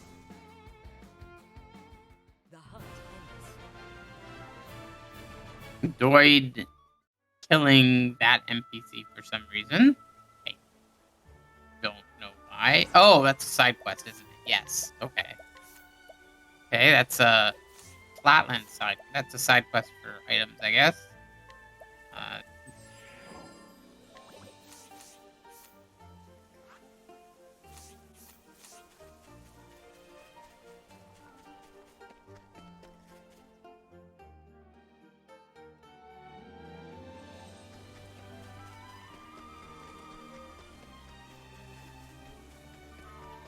Green finishing off Tonnet's chapter 2 here. We have to talk to some NPCs and leave before the chapter actually finishes. And then Hanet for some reason gets some just random healing items as a reward, which no other character does. It's actually kind of odd. It's like, oh hey, here, have some jug. Okay, why not? But none of the other characters get anything like that in any of the other chapters. Bizarre. Which is even more interesting because in Haunted 3 you actually get I'm not going to call it a quest item, but you get an item as well. But that's a little bit more story related, but it's still just an item, a usable item that you probably aren't actually going to ever use. Because, well, that's a story for a different run, perhaps. Because it's not really relevant to this.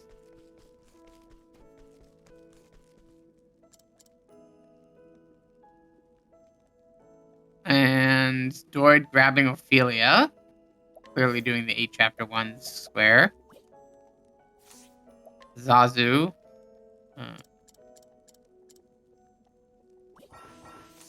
Xazu's getting Primrose.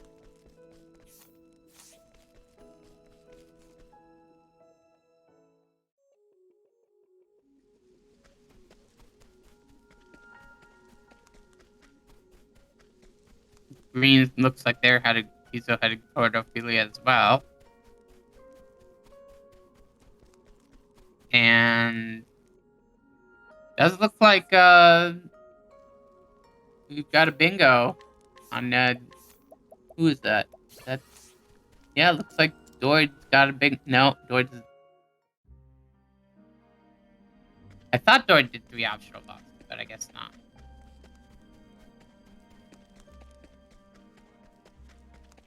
Still need that.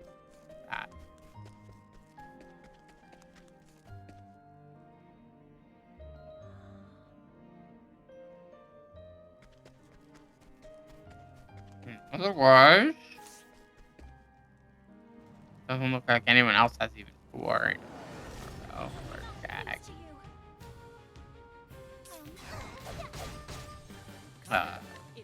And there's Guardian on Doid's screen. Got a Salamander on Looter's screen. Big Mouth. And Green going toward Guardian as well. Xazu's still working on capturing elemental enemies, it looks like.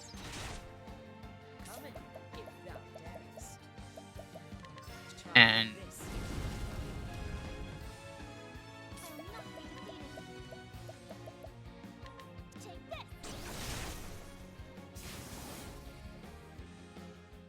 You're doing good, Melodia. Hang in there. no, it's hard to say. It's hard to talk about the same thing over and over. I mean, you know.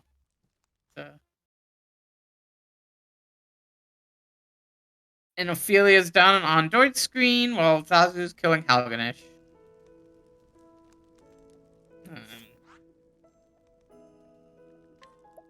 You know, all these chapters. What? You know, it is a little bit hard to talk about the same thing over and over again, except for one thing that I don't mind talking about over and over again. Which is the Fred Hutch Cancer Centre, which we are for this entire event. They're rethinking the patient experience so that it is best of class, seamless, fully integrated across teams, providing consistent, informed services considerate of the entire person and their families when they are suffering from cancer or other infectious diseases. I keep harping on about it, but 100% of your donations go to the Fred Hutch Cancer Research Center. We don't touch a penny of it. We don't see any of it. It goes directly to the cause of researching cancer so that hopefully one day we can just completely beat this disease and never have to lose a loved one to it again. So I'll talk about that as many times as I need to. It's a really worthy cause. Thank you all for watching and supporting them. And back to the game. Doid is now fighting their third optional boss, Butterfly. And Looter. Like, Looter might have... I'm not sure what Looter just did, actually, as far.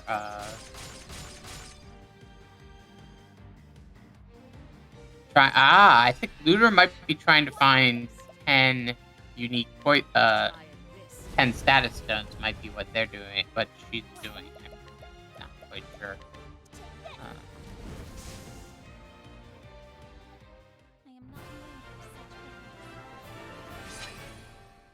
Which is an interesting square for sure.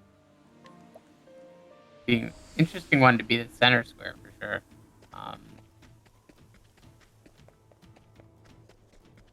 So we've got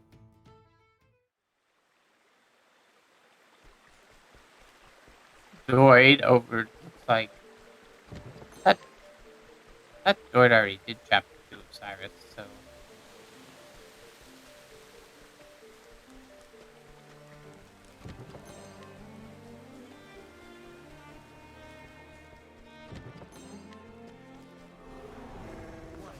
what Doid's doing there. And Xazu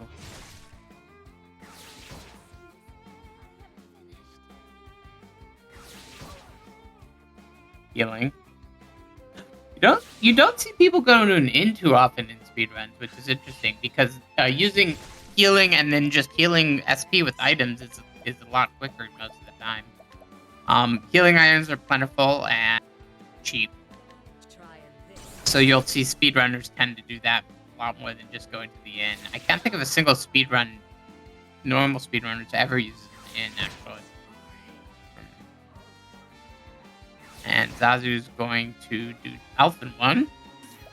The interesting about Chapter 1 is it's not really a big deal, obviously, since they have plenty of money, but Chapter 1, you get a free hill if you do an inn in the middle of it.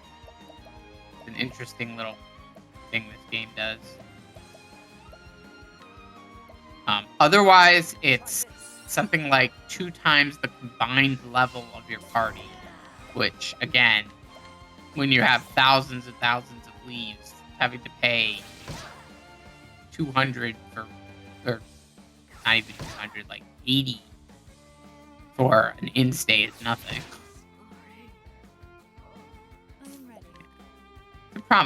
It's a common problem JRPGs have is in this are just become practically free after a point. And this game is definitely not an exception. Green is going over to Tressa 2's boss. Oh? Omar grabbing that hasty helm, which is a speed equip, so that's definitely useful for that card. Looks like they're counting the speed ones, so they can. He's maybe that might have been what he was doing there.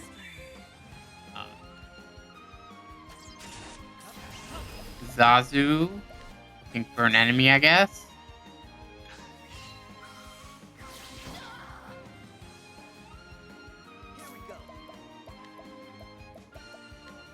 Perhaps he just needs some JP or something.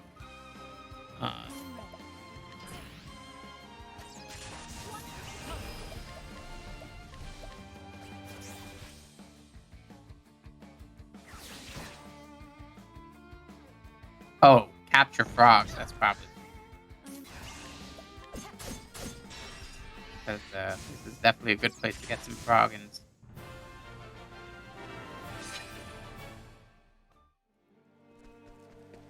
Looters and Captain's Bane. That's a dungeon you don't see too often. While Green takes down Omar. Again, Chapter 2 boss. Break, debuff, vets, soulstones. The mooks tend to just come with the territory. You don't really need to worry about them too much.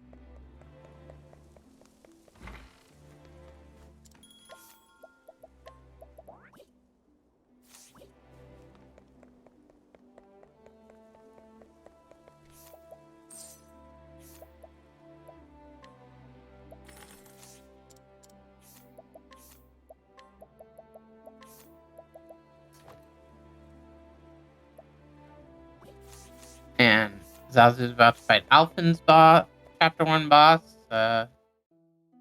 who's guaranteed to poison on its first turn, but it goes down so quick that you don't care. And Hired Help Veterans, as always. Omar's coming back from break, and pretty common for the shields to increase as they come back from break. Looks like, I believe he has 5 to start and 7 when he comes back from break, but at that point, he was almost dead, so it's also to finish him off. Triple bingo, yeah. Triple bingo with a required line, in this case, column 2. So all of them are going to have to do column 2, which, as you can see, they're all chipping away at. Plus, I don't think anyone's actually gotten a single bingo yet. No, Doid, yeah, Doid got column 1. And row 1. So, looks like Doid's almost done, because Doid only needs to expend all summons, which they haven't done yet, and to do the captain. So, looks like that's what Doid's doing now, is trying to get some captures because this is Tomb. I think it's in Tomb of Kings, which is a great place to get elemental enemies because there's something like I think there's 4 different elemental enemies in Tomb of Kings. So that's definitely a good one to get this card out.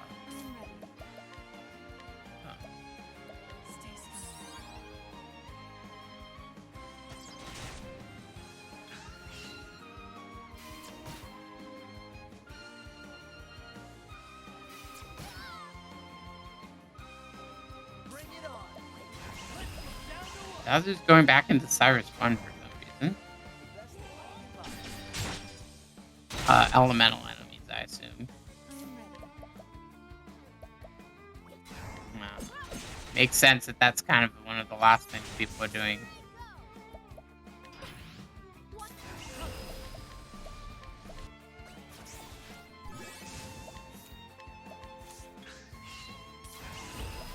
And I see the only card done on all 4 is capture unique Froggins.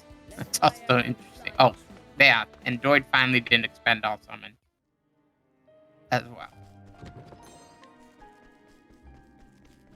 Which, you know, he's certainly one of the easiest ones to do, but since summons are so useful, if they're powerful enough, obviously you wouldn't want to just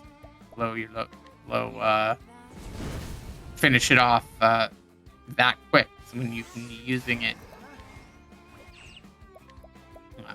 long way. Oh, and there we see the rare instance of hired help clerics. Wow, that's one of those things you never see in a speedrun because it's just too much money for the amount of damage you get. But it's definitely has use if you want to save some money. But it does work well on a Chapter 1 boss because Chapter 1 boss. Interesting to see hired help clerics. Because the problem with hired help clerics is that unlike dancers and mercenaries, there's no bonus. There's no extra bonus that comes with them. And then obviously bandits are cheap enough that you know, spending 600 is no big deal, and they hit hack. Whereas having light break with 10,000 is definitely pushing the need, and there's no bonus. You don't get buff, you don't get a debuff, there's nothing, or statuses or anything. So, And that would be time for myself. and looks like Doid did in fact get everything. GG Doid.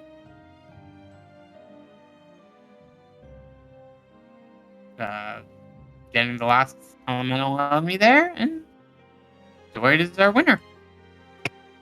And green going Alphen 1 here. And Xazu still grabbing some elemental enemies. So it's actually very interesting that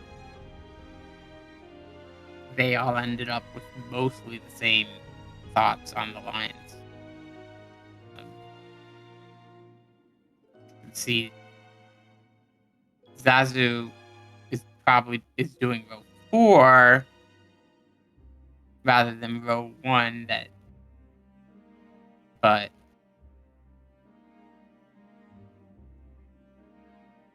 and as noted, no one's even thought about doing Shadow over the Sands. What's interesting is no one's done 3 Frost, but I guess that kind of no one wants to do a chapter 3 either. I guess because that's and again, 2 BG in 1 fight ended up being kind of irrelevant there. I guess Green just wanted to do it for the hell of it. Because why not, right? But it does look like Xazu is coming up on finishing soon as well. In fact, Xazu only needs 3,500 HP, which should be pretty trivial.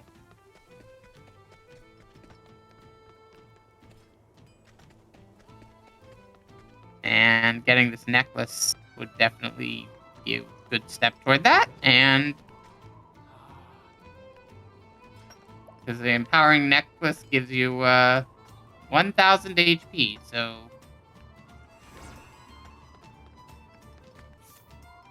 let's see, who's he gonna put it on?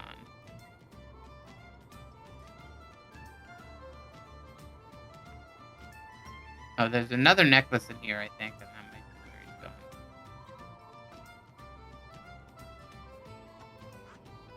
going. Oops. Work.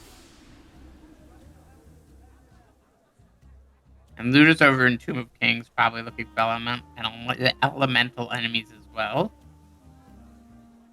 Nourishing Nut. Now, there's another option. The game has permanent stat boost items, so Nourishing Nut is going to give you extra HP, giving it to Haunted here, which still doesn't push it high enough, so he's going to have to find something else to get the HP above 3,500. Which there are a number of options, for sure. Leveling up, obviously. Is always.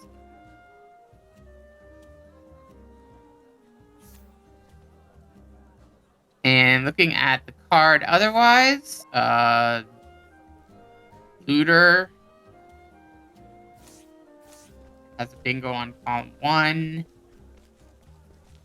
and column 2, and just needs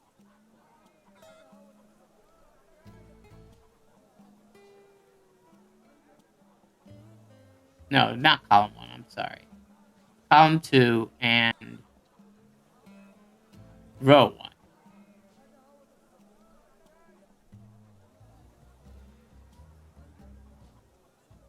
It's still missing a bunch. Looter also has the bottom left, top right diagonal, so just one go away on those elemental captures. Ah, yes.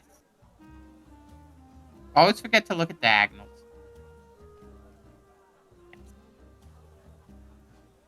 So Looter just needs to finish up with that. Xazu just needs the hit points, and Green's kind of a little behind. Green still has 3 on column 2, and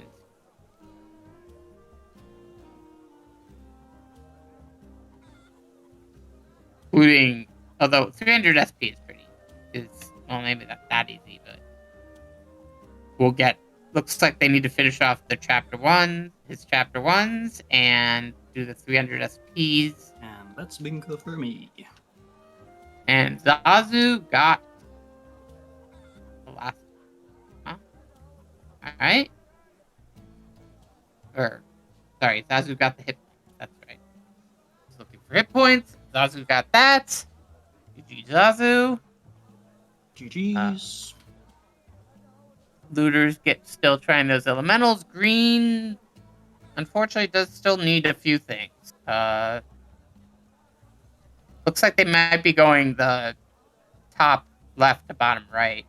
He might be doing that because that's why he got the BG stuff.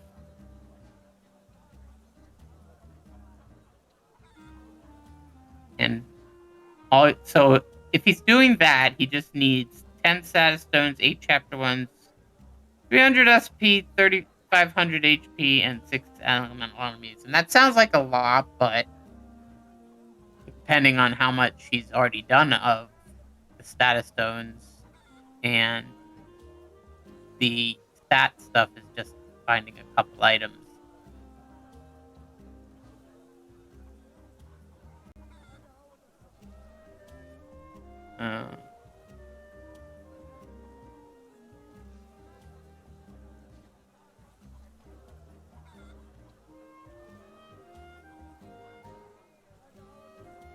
And Xazu looks like he's killing an NPC for some reason.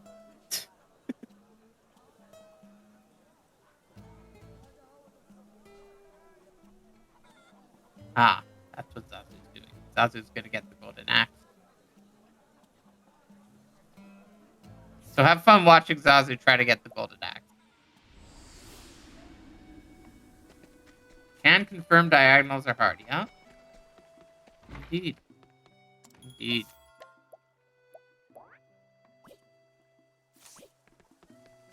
And Doid. Oh, Doid's gonna get the golden axe too.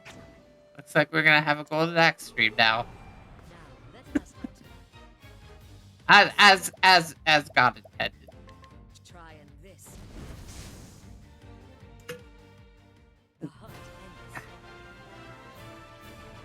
Stay hydrated, folks. Green never went to Everhold, apparently.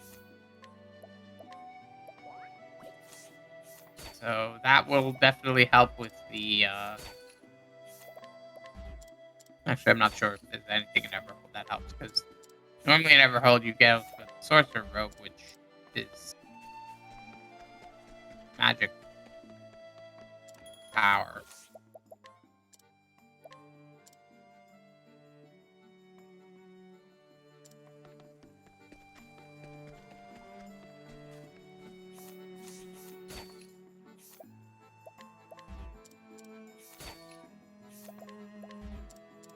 Well, you can watch these two try to get golden axe.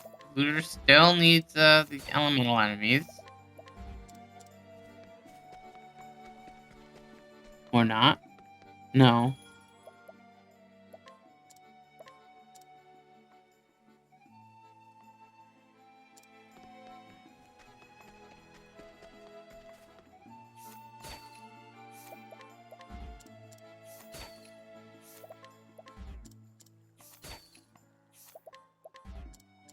Yeah.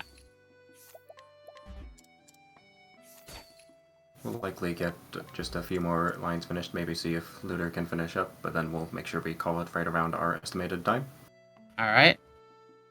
Yeah. Looter still needs just a couple, one or two more enemies, probably. And green... 3 more elemental enemies to capture.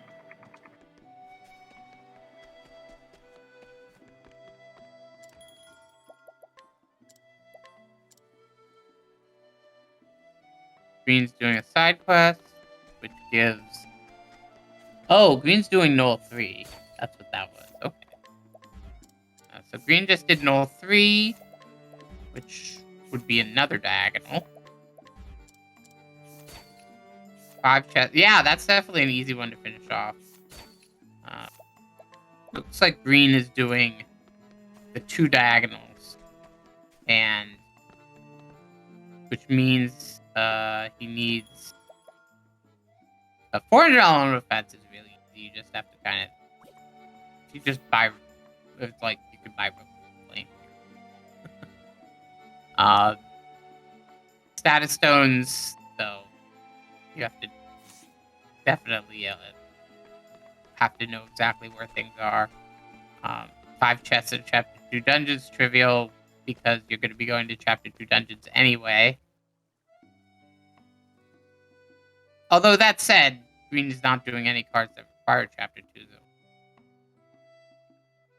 But he did do Haunted 2, so...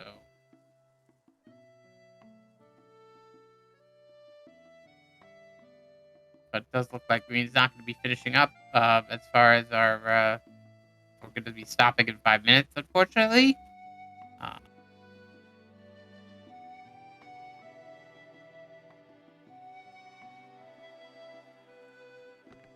And looks like Xazu's doing some glitch shenanigans there.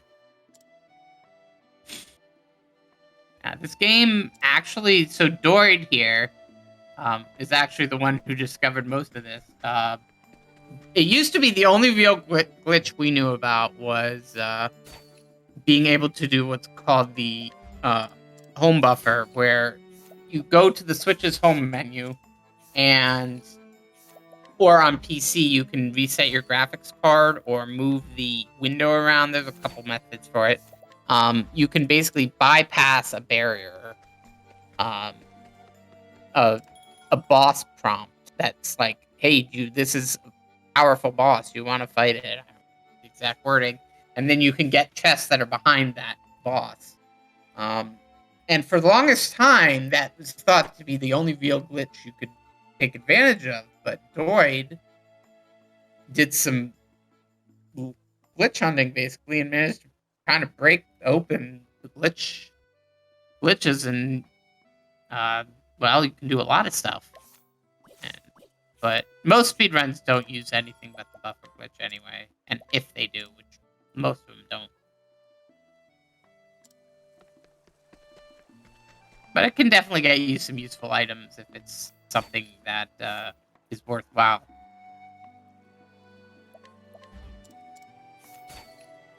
But yeah, there's definitely some interesting stuff you could do with glitches.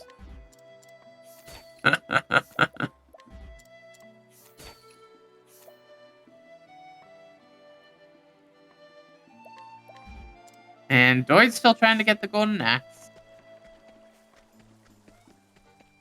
Hooter is unfortunately killing elemental enemies rather than capturing them. I already have those elementals, so it wouldn't help to capture them Oh. anyway.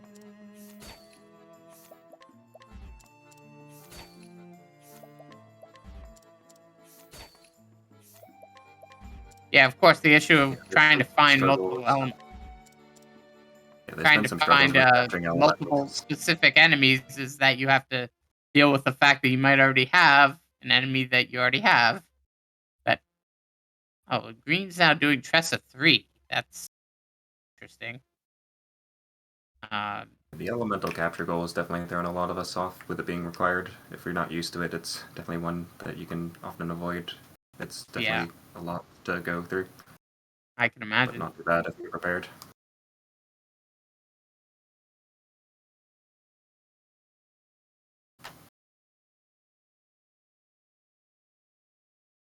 Not quite sure why Green would be doing Tressa 3, because while it's another line he could do, it feels like So I Green is believe just Nick's doing whichever at this point.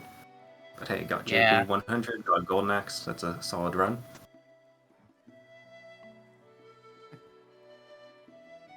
yeah. If anything, I'd say geeene is totally winning. I mean, yeah, Green got 6-tried Golden Axe. That's definitely a good thing. And JP 100. That's crazy. I just need one more elemental enemy, and we are good. You just need to find it. That's the hardest part, is finding the right one. Fortunately, that is not it.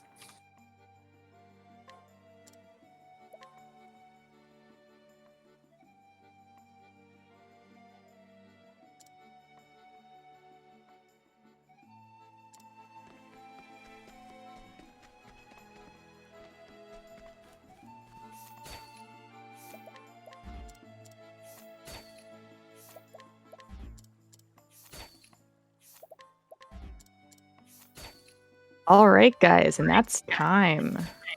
All right.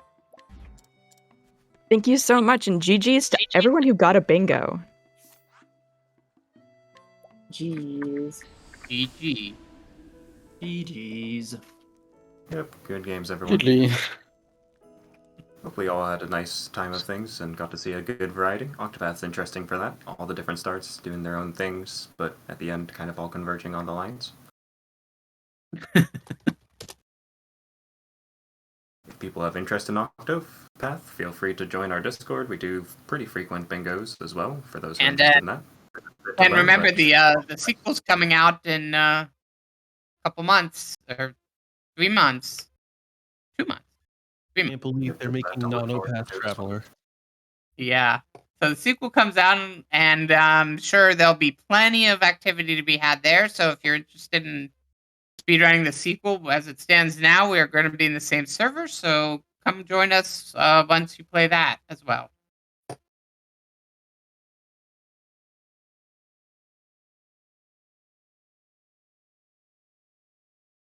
All right. Thanks so much to all of our runners, and especially to you, Melodia, for commentating the entire thing. Excellent work.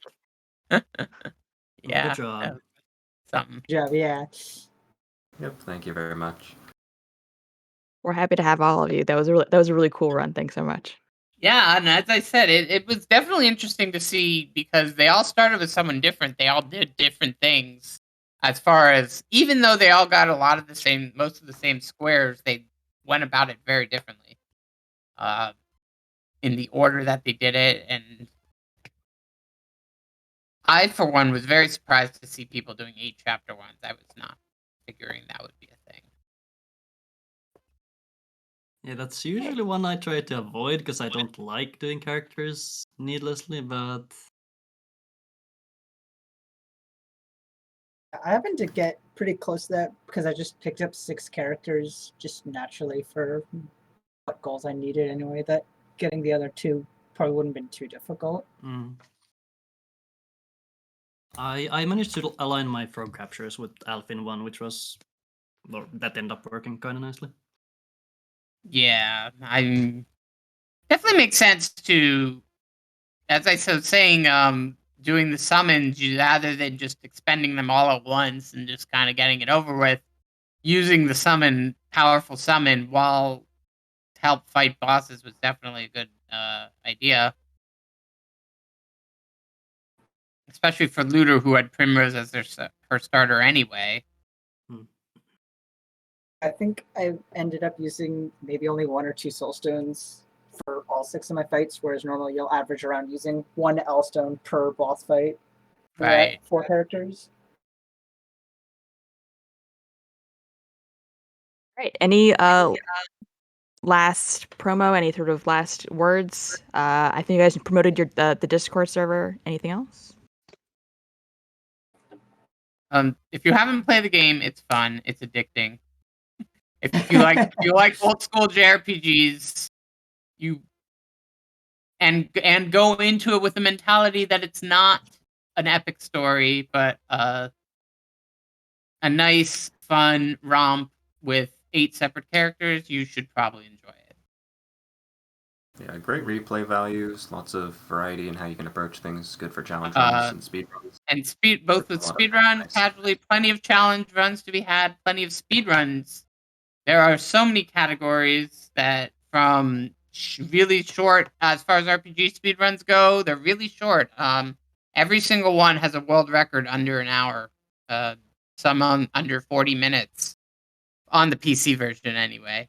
And the longer categories tend to run toward 2 hours, 4 hours, and under 4 hours for the longest ones. So there's some variety there without anything being needless. All right. Yep, Well, all thanks good so fun. much. Thanks to all the runners, and I think it's time, if our techs are okay, to move on to a short setup block. Thanks so much to all of our runners, to Xazu, to Doid, to Looter, to Melodia, to geeene. All of you guys did a great job. Thanks for having us. Yeah, thanks for having Thank you. us. All right, All perhaps right. see you another time. Yes, I'll see you another time. See you later.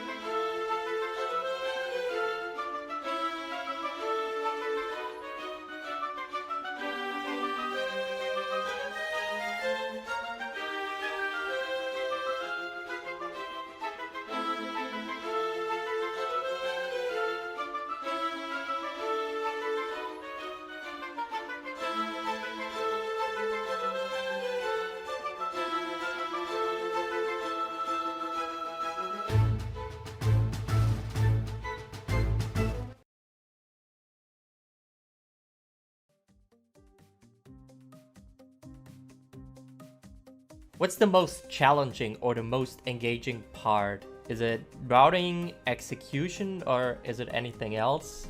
Most difficult, obviously right away, is doing the routing, because with how we've done it, we've given ourselves about anywhere from 2 to 10 minutes to look over the card and route, and then you would start.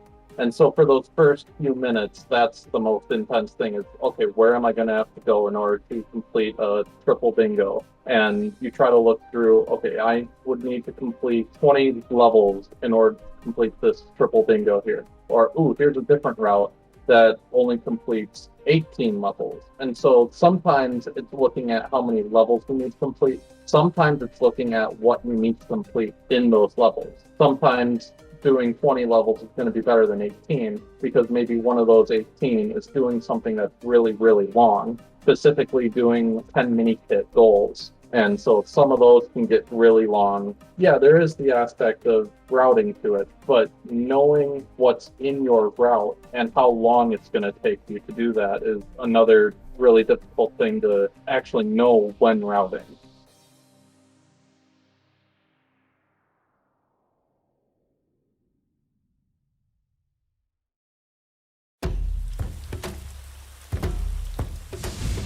Cinders from blasting slashes,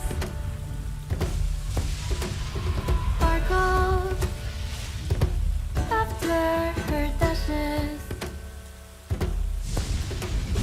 fighting behind the flashes.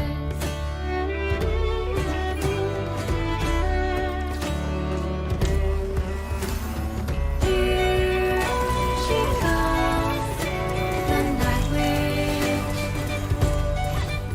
Oh, here she comes, our night witch.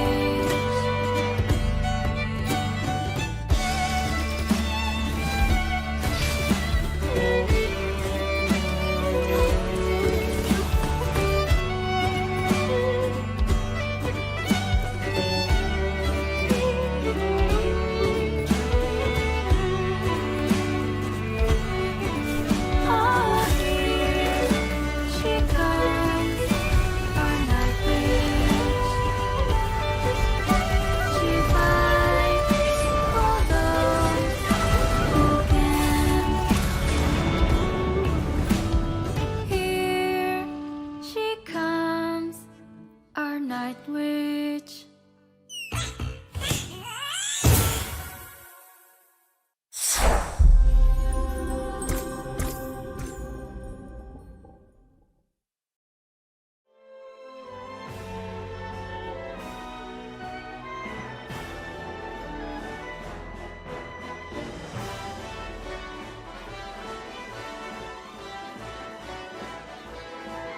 All right, everybody.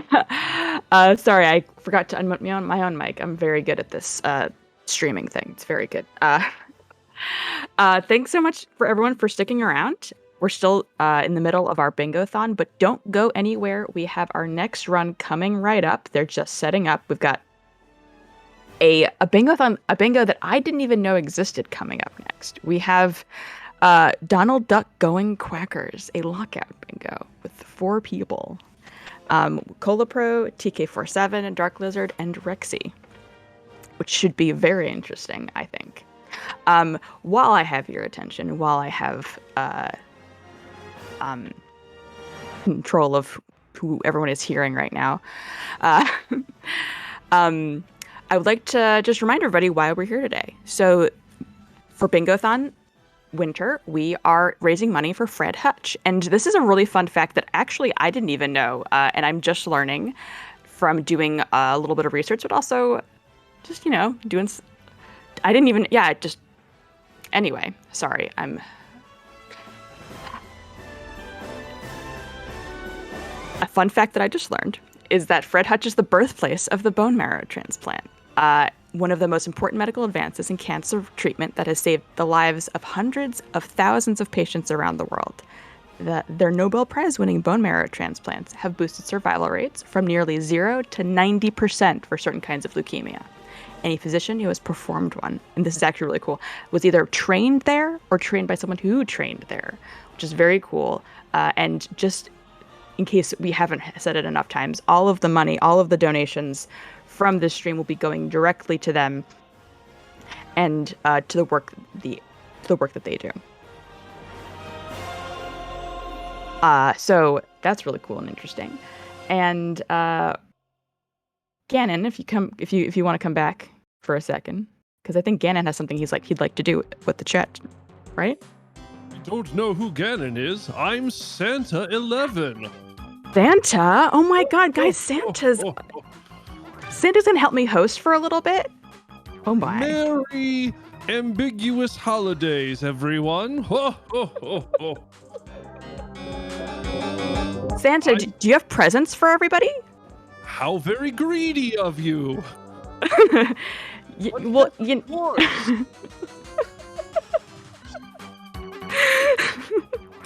Well, Fabulous for doing that excellent read of Fred Hutch information. I am getting you a dry, nervous county.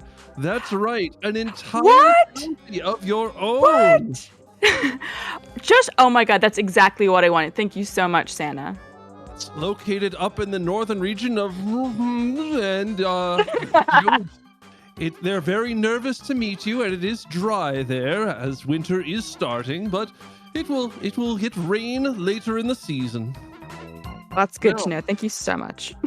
Who else in chat would like a present? On this ambiguous holiday that we are. Ambiguous winter holiday.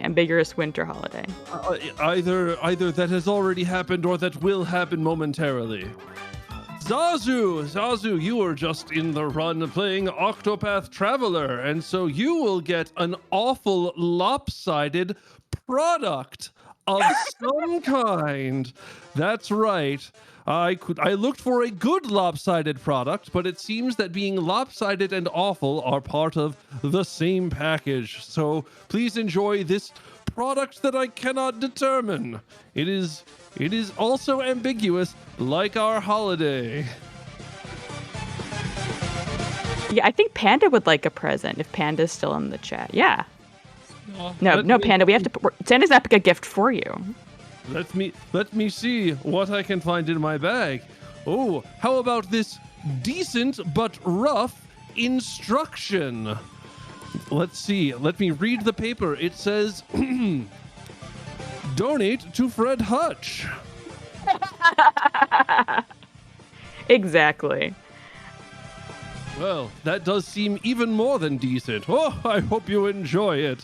Give us your money. And by us, I mean Fred Hutch. Golden Devil. Santa, this is one of Santa's elves. I think you should give Floha a gift. Because Floha's been working so hard. Floha has indeed been working hard. Floha, let me see what's in my bag for you. You have ooh, look at this. It's an ossified bouncy river. Now that river might be in the county that we already gave to Ariel. You'll have to coordinate with them over that. But it is indeed bouncy and ossified. Now you may ask me, what does ossified mean? Well, I'll tell you without Googling it. Ossified. Santa, I know what it means. Oh, do you? Ossified means it's turned completely to bone. Oh, it's a bone river. A bone river, the best kind of river.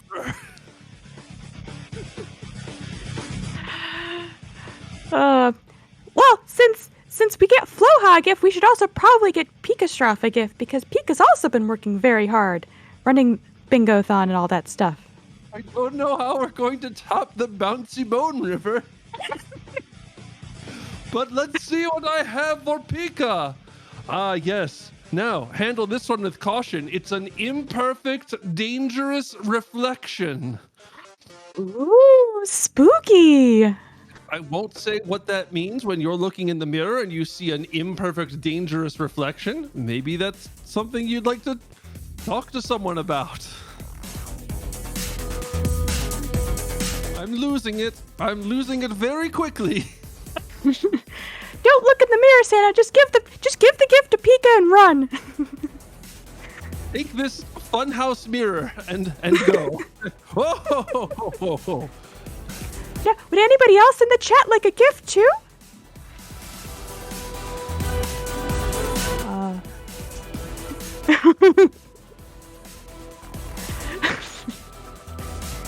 How about let's get a gift for CJ. What about CJ? Oh, CJ, have you been a good chat participant? You've posted a Keck W a couple of times. You seem somewhat naughty. Therefore, I think you're getting one thin manager. Oh, the thin managers are better than the fat ones. They're nicer. They're not quite as jolly. They don't remind me of me.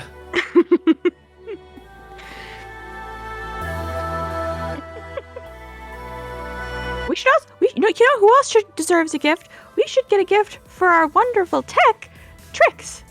Oh. Trix gets to get a gift. Trix, you've been doing a wonderful job running the stream for the past several hours and setting up the next segment.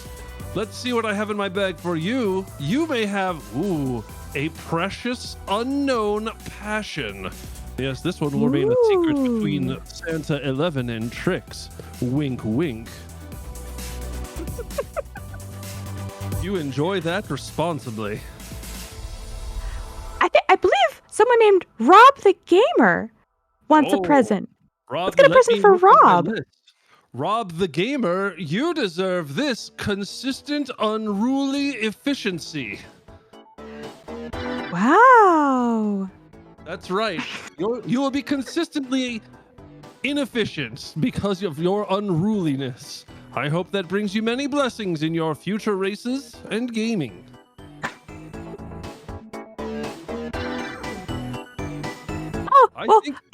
We're so glad that's exactly what you wanted, Rob. You're very welcome. Well, of course it's exactly what you wanted. I have a list right here. I think that's all the gifts I have to give out today. I might return later in the marathon, but for now, have a merry culturally ambiguous holiday! Santa! Wow, Santa and an ambiguous holiday elf. Sorry. That was so cool. And that was so generous of Santa to come by the Bingothon Winter stream to give away gifts to our lovely chatters. Hey, sorry, and organizers. I was in the bathroom and I forgot that we were doing this transition. Did I miss anything? Well, no, nothing terribly important. Santa came by and a ambiguous holiday elf came by and they gave out gifts to chat. It was very nice of them. Oh, maybe that's what this package in front of me is doing. Let me open this up. Ooh, what? Oh my gosh, wow. It's a huge seemly midnight. What's a seemly midnight? That's very creepy. It's a midnight, but it looks wonderful. Just up on the top shelf, on the mantle I'm so above the glad. fireplace. Well, that's great. I'm glad you got a gift. Yes. This is a great time of year to give gifts. It's very dark outside. It's in many places in the world it is cold, and we all just need a little bit of light and a little bit of happiness. Yeah, I know. I'm definitely starting to hit some of that seasonal. The seasonal downness of it being dark by the time I get out of work, but having events like Bingothon and getting gifts and just being around loved ones and stuff is really kind. And what a heartwarming way to follow up what a silly segment that was. Was it? I mean, you were in the bathroom for the whole thing, so I don't know if you could really get the feeling for how silly it was, but it was very silly. I mean, it's Bingothon, right? I have an understanding of a basic level of how silly it is. Yeah. We can't take this too seriously, you know. We're playing bingo with video games. What could possibly be sillier than that? Besides speedrunning, you know. Exactly. For those who are tuning in, coming up right now, we have a lockout bingo for the game Donald Duck Goin' Quackers. And that's going with an apostrophe. They are getting set up right now, but they will be starting very soon. And coming up after that, we have a Super Mario Sunshine online. Oh my goodness, lockout bingo with Mr. Yado and Golden Devil versus the cheese. The cheese within. Oh my god, I'm so sorry. I'm reading this wrong. We have two teams. The Golden Mister and the cheese within. The Golden Mister is Mr. Yato and Golden Devil. And the cheese within is Google Cheese and the SETI within. I just read it wrong and did not understand that they had team names. That's amazing. Google Cheese sounds like one of those instructions, and so I'm doing so, and now I'm hungry. Oh, what would Google Cheese taste like? What do you think? Oh gosh, I mean, every other bite you'd be pulling out an advertisement for something that you searched recently, which I guess Oh would. damn, that's sharp, man. That's Yeah. Whatever kind of cheese you were looking for, you'd be able to find it within the first page. That's true. That is true. And I feel like this comes in wheels. This comes in pages. yes. And I also feel like Google Cheese would know instinctively what kind of cheese you expected to find, but also be not quite that, you know? Yeah. On another note, feeling lucky is what I am every time I go into the fridge and open it looking for cheese, but frequently I'm disappointed. What is it? It is an unfortunate aspect of being an adult or a person who has their own kitchen and is responsible for the contents inside the refrigerator, that sometimes the things in your fridge just they're not the things that you want there, you know? It is unfortunate. Oh boy. After Super Mario Sunshine Online, we have a Super Mario 63 star coin bingo. With Gaming 100 versus Dignity. So that's all that's coming up. And if you stick around, you'll eventually get to see all that. And, sorry. I think I missed some. Gannon, why don't you take over for a second? It will take over. Thanks for telling us about the upcoming games. You also, on the bottom of the screen, have been seeing some of the upcoming goals or bid wars that you can put your donations towards. So again, 100% of your donations go towards the Fred Hutch Cancer Centre, who are doing great work in researching cancer treatments and treatments for other diseases. But if you also want to affect some of the content you'll see on stream, you can put them towards goals or bid wars. So the next upcoming bid war is the Jet Set Radio Future Choice of Character. You can choose between Garam, Rapid 99, Ryth, or Yo-Yo. Right now, Rapid 99 is in the lead with $13, and Yo-Yo is behind in second place with $1. But those are low enough amounts that anyone could jump in there, snipe it. So if you wanted to see Ryth, or if you wanted to see Yo-Yo, or maybe you just want to solidify Rapid 99's lead, you can go ahead and put your donation towards that. If you're looking forward to the Legend of Zelda Ocarina of Time randomizer, that's coming up, I think in about 12 hours, but don't make me do time zone math.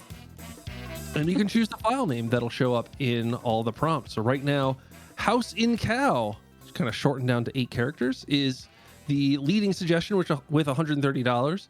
That's pretty funny. If you have a funnier idea, go ahead and put your donation towards that. See if other people agree, and if it exceeds $130, maybe it'll be the file name for Ocarina of Time. We also would like to thank our lovely sponsor, Team 17, for providing a multitude of prizes for this event. If you type !prizes in the chat, you can find out more about what the kinds of prizes they're offering. Thank you so much, Gannon, for typing !prizes in chat. We've got lots of good commands, including the one I like best. Donations and !donate in chat will send you exactly to the link to donate to Bingothon or donate to Bingothon Winter Marathon, where we are raising money for Fred Hutch. You guys know what Fred Hutch is? Because when I first started hosting for Bingothon, I thought I had misread something. I was like, what's a Fred Hutch? But Fred Hutch is the home of the supports medical research. Sorry, go on. I was making a dumb joke. Oh, no, please, I love dumb jokes. I had a very similar reaction. I logged on and I saw it and I said, wait, who is Fred? Is this just one of the friends of the event organizers? Yeah, And then, that's also what I thought. I thought it was like a typo or something. But in fact, Fred Hutch is a cancer research center where world-renowned scientists and humanitarians work together to prevent, diagnose, treat cancer, HIV, and many other diseases. With 3 Nobel laureates among their researchers, they are the front of the battle against those illnesses. Again, all of the money donated during the marathon is going to a very good cause. So if you have the means to do so, we highly encourage donating. What's our current donation title, Gannon? Total. the donation total is around $1,766 and no cents. That's in US dollars. If you would like to see that in other currencies, you'll have to do it yourself. What,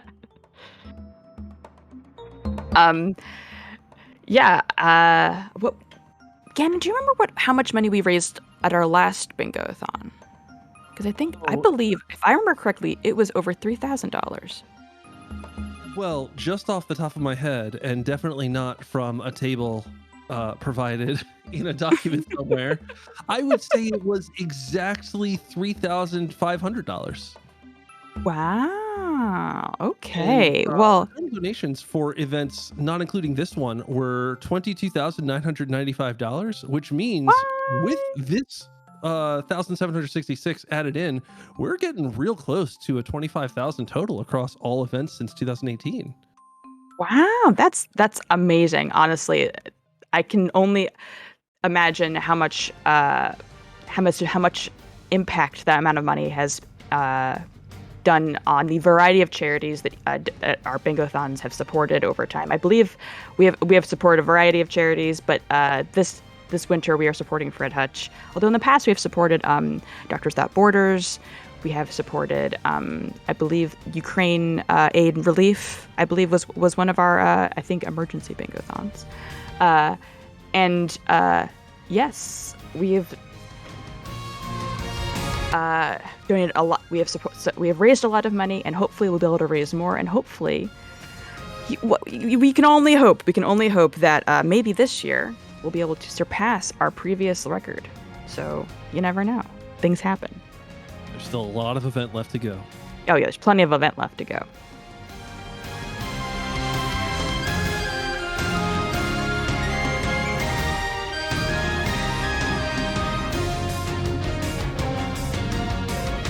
Look through this list of prizes because I haven't looked at it yet. Actually, yeah. So the last Bingothon, I actually won a mug. I was very pleased about that. Wait, what kind of mug did you win? I won the classic Bingothon mug with has one of our emotes on it. It was very cute. It's very cute. Like bingo face on it. Does the bingo person have a name? I don't know. I don't. I wish I knew that actually. I feel like our emote. Our little that little guy they should have a name. Maybe we could. According to Floha, it does not have a name. Maybe we should name it. I have very little power here, but I mean, I have just as much power as you do. But can we name it? I think we should run a bid war for it. Ooh, wonder if we could get that arranged. Well, we'd have to have submissions. What's a good I'm not much for anagrams, but an anagram of bingo, or maybe it's Ojin. No, Gibno. Gibno. That sounds a lot like an enemy from Ocarina of Time. The Gibno. Yeah, you gotta defeat the Gibno. What would the Gibno look like? What do you think? I mean, the Gibno would look like our person here, the bingo board. Maybe oh it's yeah, like a mummy, but instead of being wrapped in like white bandages, it's just wrapped in bingo, like checkered material. Damn. Well, I mean, I think also it would probably be a puzzle where you'd have to like get to the right square, then you could beat the boss. Yeah.